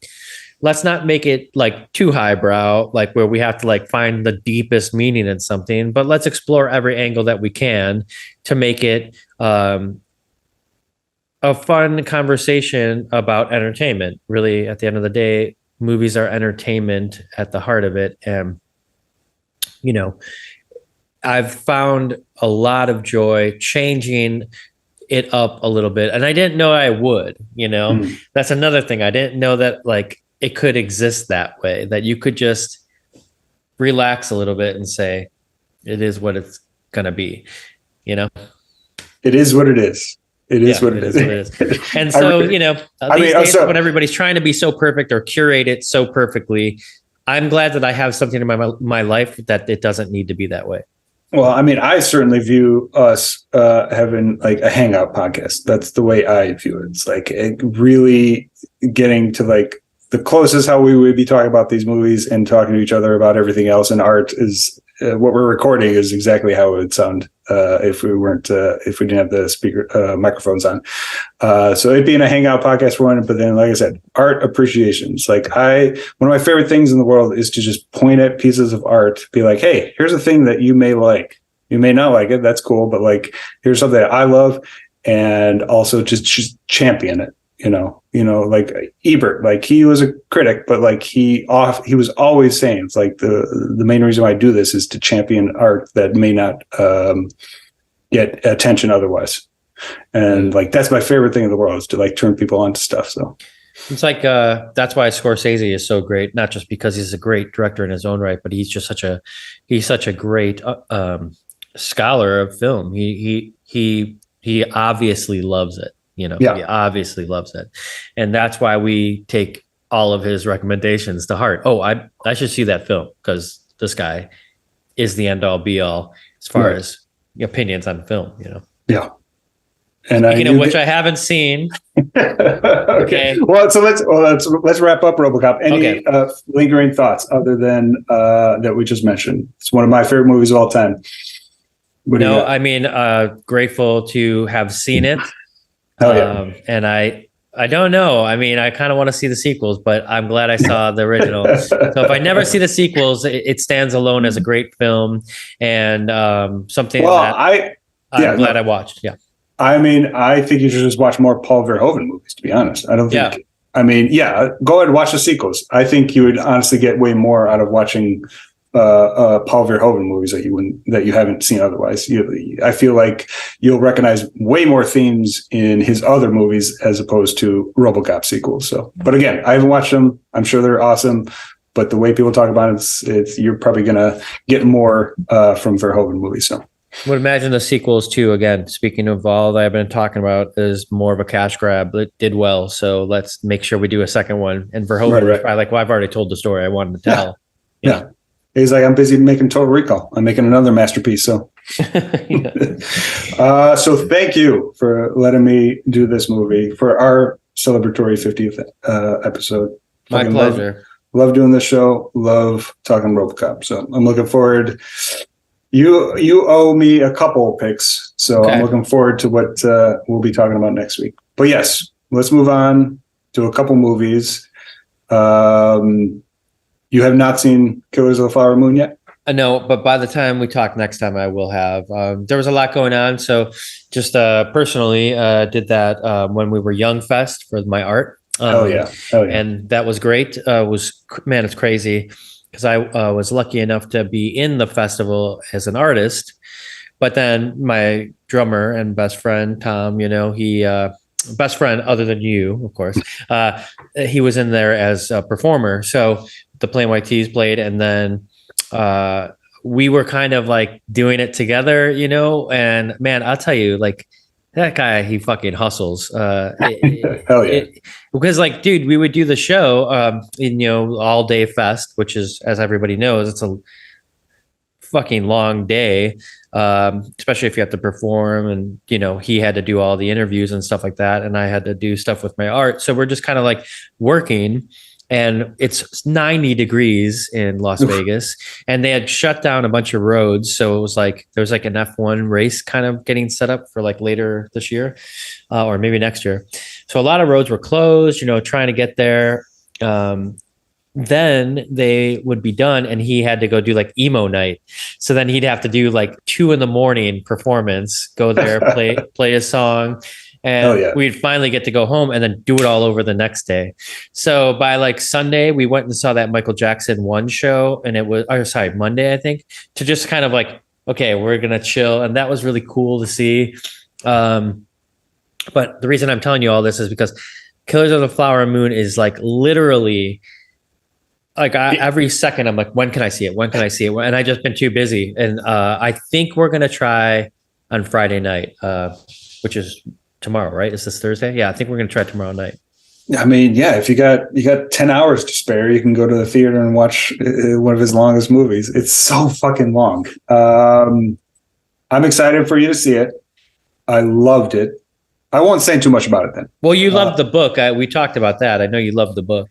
I did like the book a lot. I loved it. I loved reading the book because I read it knowing that this was what Scorsese was making. So that I definitely read it like every other page. I was like, all right, what is he going to do with this and whatnot? So again, it's like what I've always said. It's like the okay books make for great movies, but great books don't make for great movies. So that's why I was like pretty excited for it. So it is fucking long. So just get prepared for that, I guess. Because it is a slow burn. It's not over the top, in your face, like a lot of his other directing style. It is always about the characters, which is fucking great. I absolutely love that. I'm probably going to see it again. I actually might tomorrow because it's still sinking in for me. So, but the characters are so fucking good. I think it is a flawed masterpiece. Is basically where I'm at right now, seeing it just the one time, and it's largely because of the runtime. I'm not sure if it justified quite over 3.5 hours. I'll know more once I see it again, but at the very least, it is a flawed masterpiece for me right now. So that's all I'll say. Okay, well, we'll talk. I mean, I can't wait. Of course, we love Scorsese, and this is it's like I have like somebody slapping me all the time. Like, why haven't you seen the movie? Why haven't you seen the movie? You know. So we're looking at it maybe this weekend. But again, like it is one of his like, it's Scorsese he's. I mean, this is the curse of being such a great artist. Is that like everything you do is held to such like impossible standards. Yeah, you know. I did watch. So I rewatched Irishman again for the third time since it came out, and that one's only grown in esteem each time. Like that, honestly, might be in my top 5 Scorsese now. Same. Yeah, it definitely is for you. Oh yeah. Really? Okay. Oh, yeah. So I don't think that was my initial reaction when I first saw it, but I think when I watched it last year and then just last week, The Irishman is about as perfect as it gets for a Scorsese. Well, you know, my friend's son the other day went and saw it, and he was like, you know, Killers or Killers. Okay. And he was like, and he's younger, and he's like, yeah, you know, I liked it, I loved it, but I don't know if I'm like quick to like go and like, he's kind of like you almost, you know? And I'm kind of like, of course, my first reaction is like, are you kidding me? Like, it's got to be amazing. You know, the cast, the Scorsese, blah, blah. But then I thought like, I don't know, didn't he do Kundun? And I've never seen that. Like, you know, there's a bunch of things that like Scorsese's made, and even Boxcar Bertha, you know, like early stuff that he's done. Like, okay, like it might not be your cup of tea, or it might not be like something in your wheelhouse, or maybe the runtime's too long. Like it doesn't have to be just because it's Scorsese, you love it, but it's always something that's like, well, this like Verhoeven, you know, maybe it's worth a watch because you like this director and his style. So yeah, who knows? I'm always quick to be like, how could you not like a Scorsese? But yeah, maybe you wouldn't. You know, I don't know. I mean, he's unique because I don't know, like the movies I love of his, I've watched 100 times, but I mean, I've only seen Hugo once in the theater. Right. Yeah, you know? And I didn't even love Hugo that much. Right, it's like I don't need to watch Hugo, and he's still a human. I mean, he's more than human, but you know, he's still a human. So, I'm making it seem like I didn't love it as much as I did. It's one of the best. It's one of my favorite movies of the year. And I guarantee it's only going to get better upon a rewatch. So, just to be clear, I'm not throwing shade at Killers at all. So, yeah, no. If I didn't like it, I would definitely be honest. But I fucking love the score from Robbie Robertson, who just recently passed away from the band with Bob Dylan. Wow. Yeah, he did. I didn't realize he did the score for it, and I didn't fully realize he was a direct descendant of Native Americans. And the opening score is this insane track where it's got a Native American kind of vibe to it, but it's also got like this mean kind of crime feel to it. It's like he's so captures in a song of like what Scorsese, the master of crime movies, making a movie about Native Americans being oppressed and slaughtered. Kind of like the beginning of Taxi Driver when you've got that like kind of like Bernard Herrmann dark, score. like dark, like foreboding. Yeah. I mean that's just one reason. It's one of 100 reasons why he's an amazing director. Is because he's always working with such talented fucking people. You know, I saw this clip, and it is interesting. I've never really thought about it too much because he's really not a writer. He doesn't really write any of the movies he directs. He collaborates with the writers, but he's always adapting other people's material. And so he was talking about himself kind of not in comparison, but alongside Tarantino, who writes all of his stuff. It's like Scorsese is always adapting. telling someone else's story. Like, and he was saying in this interview, is like, yeah, I don't have the confidence as a writer the way I do as a director. So it's like I leave it to somebody who does have that confidence and that talent to do it. So, well, that's a good thing. Yeah, we could talk on forever about a lot of this, but that's a good thing about collaboration and knowing when somebody's better than you at something, or just they're pros at what they do. That's why I love my band so much, because I'm finally in a group where like I trust somebody to like make decisions. Even if I don't agree with them 100%, I know that they're the pro. Like they know, and I trust that they're making the right decision for the song or the piece of art that we're making. And it's very, very rare to find somebody like that. I feel like even me and you on this podcast, it's very rare to be able to have these discussions the way that we do. Maybe that's why people would enjoy listening, because they feel like they can get into like a setting like we used to have at the movie store. Like all of our customers that would come in that we knew that we could talk movies with them the way that they could talk movies. And so, yeah, like that's a good point about Scorsese. Like every single person on that set has got to be somebody that he just like. His editor, Thelma, she's like, I don't know, she's amazing. She knows how to do it. Like, like you don't have Martin Scorsese without her, Right. Yeah. I mean, that is the unique thing about any art, obviously, but hugely with filmmaking. Because if you're directing a big budget movie, I mean, you're literally just answering questions to experts all day fucking long. It's like, you're literally just kind of like a control room, just saying yes, no, this, that. It's like, I've never directed a movie myself, but like from what I understand, reading from directors for years, that's a huge, huge component of the job. It's just basically trusting, like you said, somebody to do a good job. And you being the one to make the final decision, though, but you're still got best directors surround themselves with the best artists and actually trust them. So nailing it right there. So yeah. Okay, well, to be continued on that talk. I mean, yeah, you wouldn't trust me with a guitar in your recording room, so that's probably a smart decision on your part. So for sure. Halloween for a second. Fucking love Halloween. Sad it's over. November 2nd here. Okay, I wasn't sure if you were talking about the movies or the holiday or both. So. No, I mean, of course, I watched Halloween, multiple times this season.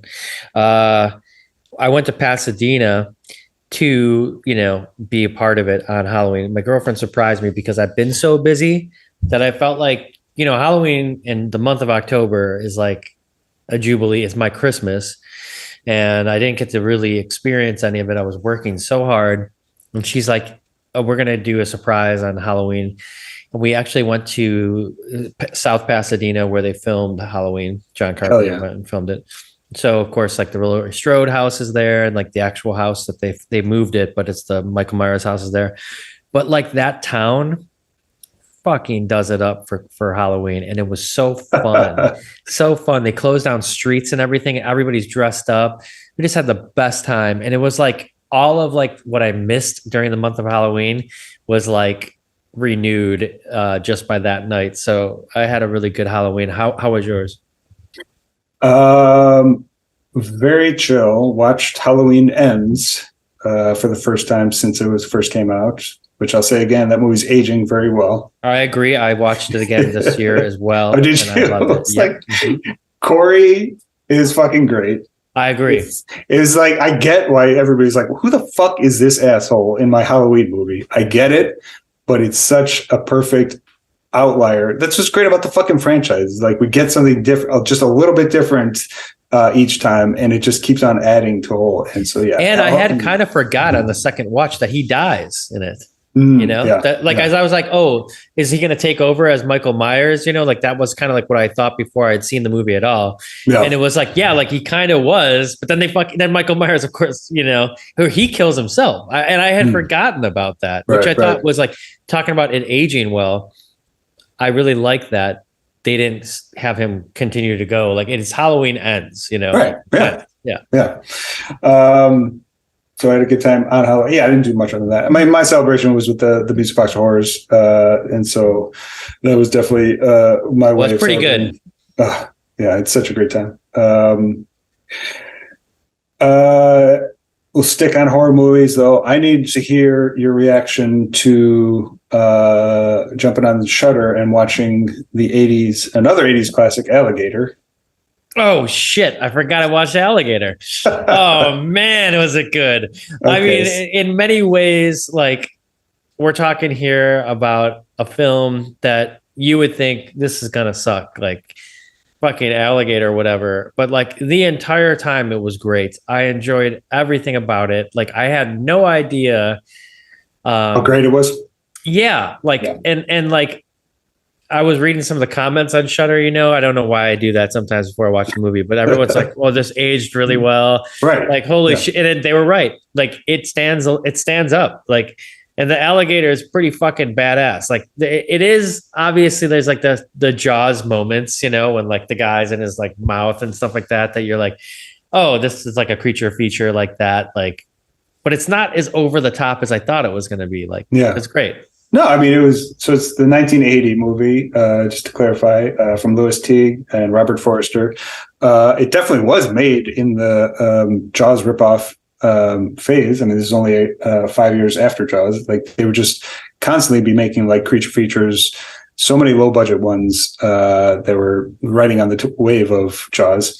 This one just happened to be written by John Sayles, who did like Lone Star and 8 Men Out, I believe, and then directed by Louis Teague. And you have somebody like Robert Forster. It's such an elevated horror movie. It doesn't have like a lot of the social commentary, like we're just talking about all this episode or anything, but it does have a lot of subtle stuff with class. But it is just such a fucking killer creature feature. Like, this is one that I would watch. They didn't play it as much, but they would play it on the Sci-Fi channel when I was growing up. They would often play like where I would see Killer Comes from Outer Space. This one would only come on every once in a while. So I only have like a few memories of seeing it as a kid, but like every time it was on, I was like, this movie feels dirty as fuck, and I love every second of it. And then I picked up the DVD, fortunately, years ago, and it's an absolute favorite of a creature feature. So when you texted me that, I was like, fuck yes, he's kind of on that. Yeah, side. Well, and that could be a back to back of Razorback. Like yes. I can see why you love the creature features so much. Like, it has a lot of enjoyment for a lot of different reasons. But yeah, Robert Forster, interesting. In Jackie Brown, I remember like watching and thinking like, why is he talking about his like? They talk about his plugs a lot, and his hair a lot. You know what I mean? Like, and he's like, oh, you mean in Alligator? Yeah, they're just well, they do an Alligator too. They like, why are they always talking about this poor guy's hairline in these movies? Yeah, like I don't remember the ones in Jackie Brown. In Jackie Brown, she something happens where she mentions him or something, and he's like, yeah, I was, seeing my hair going away, and a few years ago I did something about it. That's right.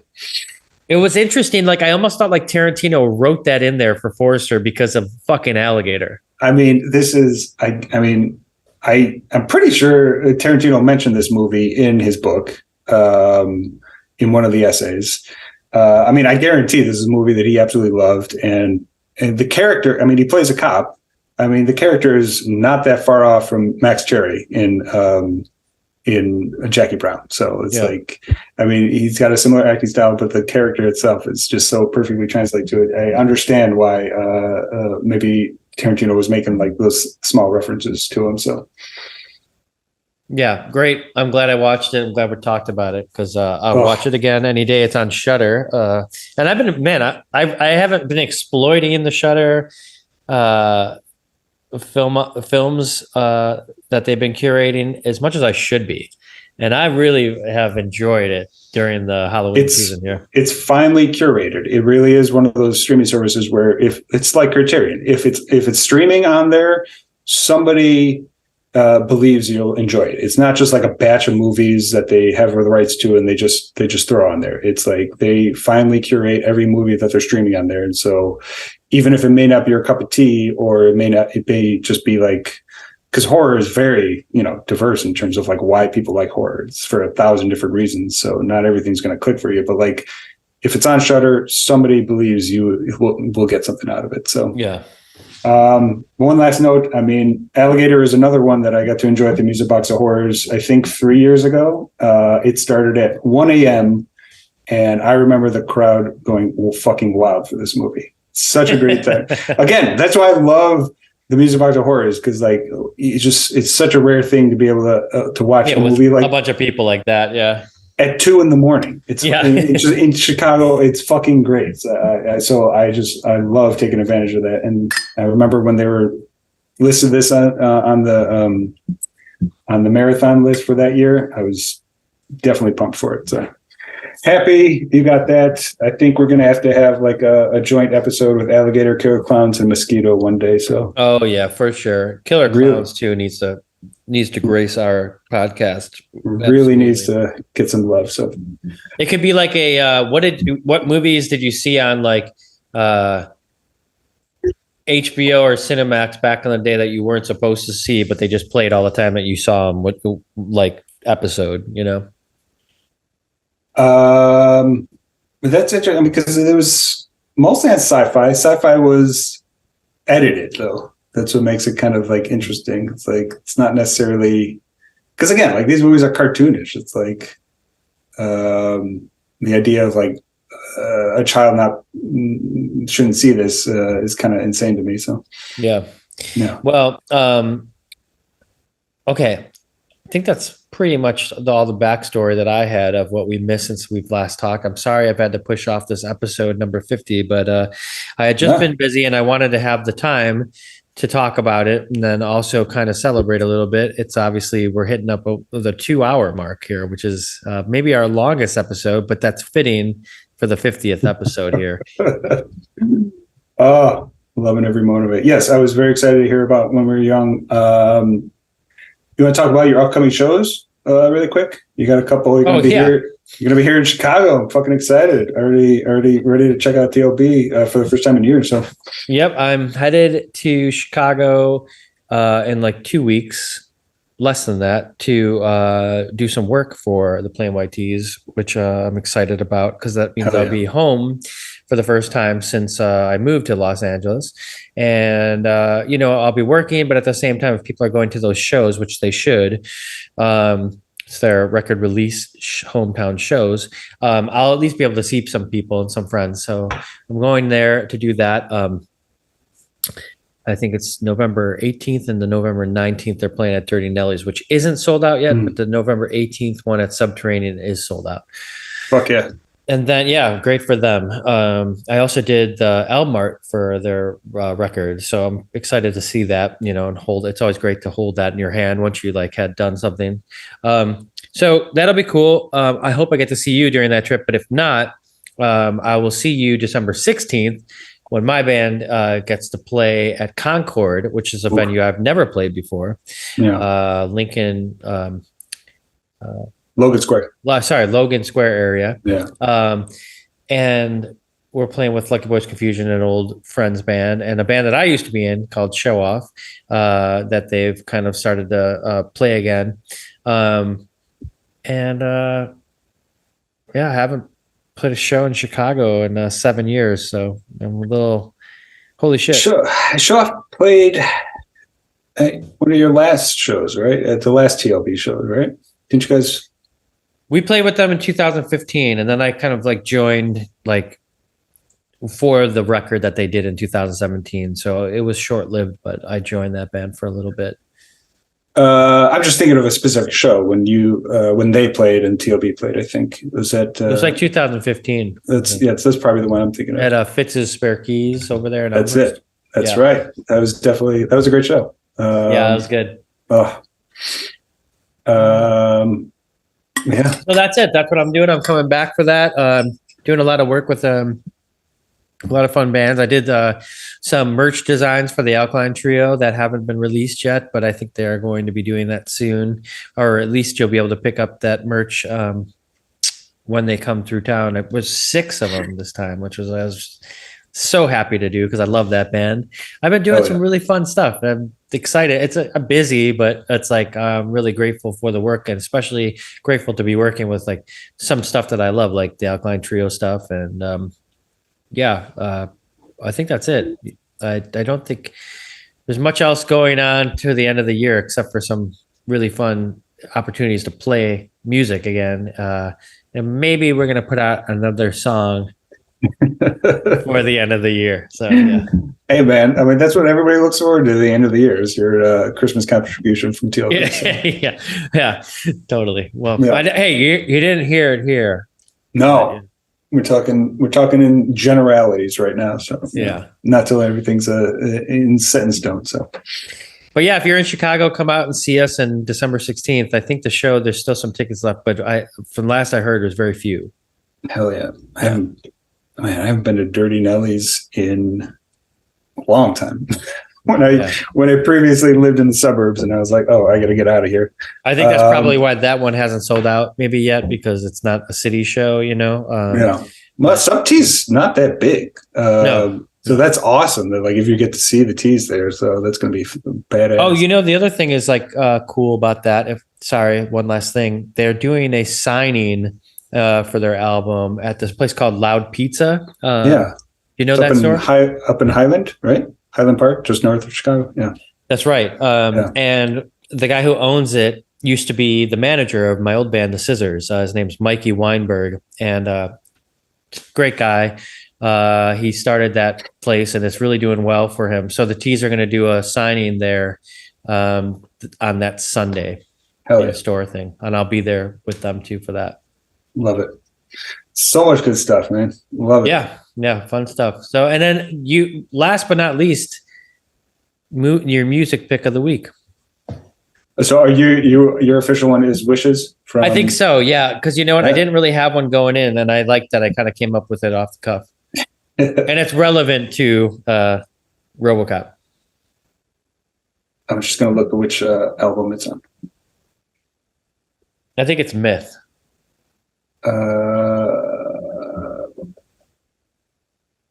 Bloom. Oh, Bloom. Yeah. Bloom from 2012, right? 12. Yep. The opening track is Myth. On Bloom. Wishes is the song I was talking You're about. going with Wishes, yeah, for sure.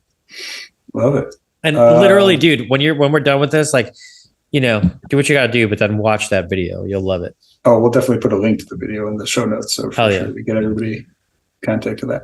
All right. So I'm gonna check that one out. So mine is partly an in memoriam pick. I've been going hard with the 70s power pop lately. And just by coincidence, Dwight Twiley, who I fucking love, he passed away last week. He is a staple of 70s power pop. Kept on playing. He would show up in shows in Logan Square every once in a while. Not recently, but he just passed away. And so my pick this week is Looking for the Magic from their 1976 album, Twiley Don't Mind. So the Dwight Twiley Band, it was him and Phil Seymour. They had a couple albums in the late 70s, and then he went solo. Both of them went solo.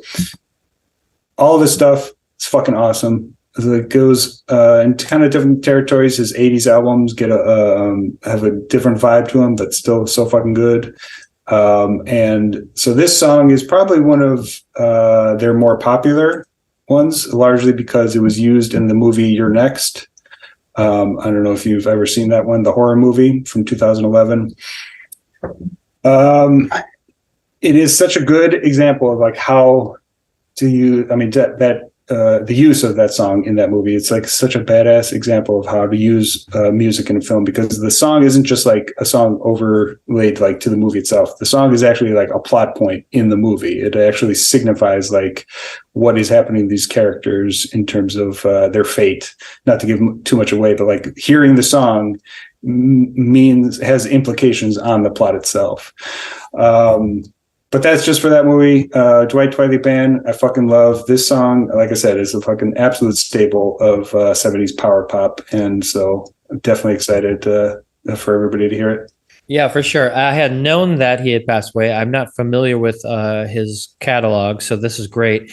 And your last pick, loved, by the way. And I had sent the song to our old engineer, Matt Allison, who I've talked about a few times on this podcast. He's a great friend of mine and huge power pop guy.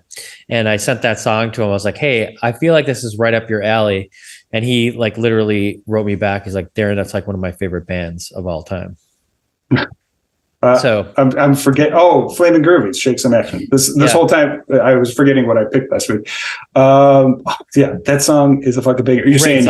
You're saying he had already been like a huge fan of them? Yeah, like he was like that's like one of my greatest bands of all time, and I was like, when I heard it, I was like, oh, I know Matt's gonna love this, so I said, oh, we were talking about this song on the podcast today or whatever, and he's like, yeah, Darren, he's like, we get with the program, you asshole, like this favorite. He said he had an opportunity to see them. I think he said one of his greatest regrets was not seeing them when they played, I think was Beat Kitchen or something.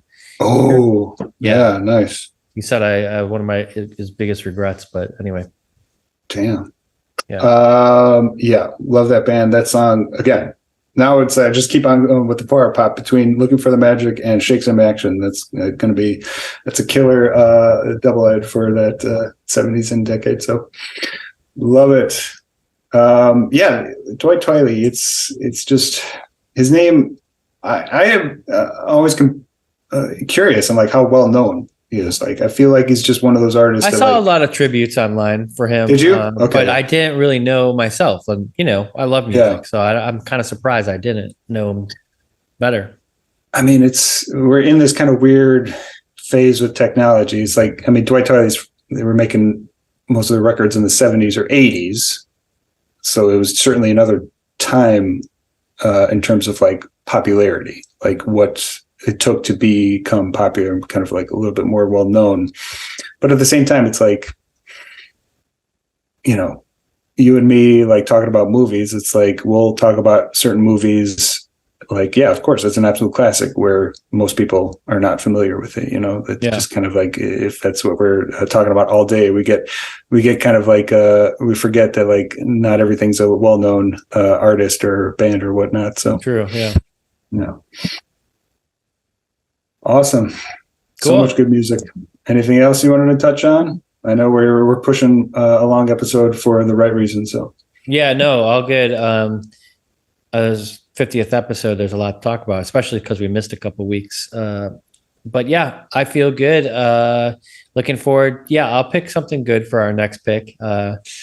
And I know it's my turn to put up the goods. So maybe I can introduce you to something you haven't seen next week. But yeah, either way, to everybody listening, man, thanks so much for listening to the podcast. Like I said, we're having fun doing this. I hope you want to do 50 more. But this, to get to 50, I think is a good accomplishment. And like, I like to acknowledge that through a lot of life, we've continued to do this podcast, which has been a bright spot in my life. So thanks, man. And thank you everybody for listening. Hell yeah. Love doing it. Love talking to you about this. Keep the conversation going. Like I said, we've been talking like this about movies and life for decades now. So I'm looking forward to keeping it going. So to many more decades to come. Hell yeah. All right, brother. Thanks everyone for listening. Good talking to you. Now we'll see you later. See you next time.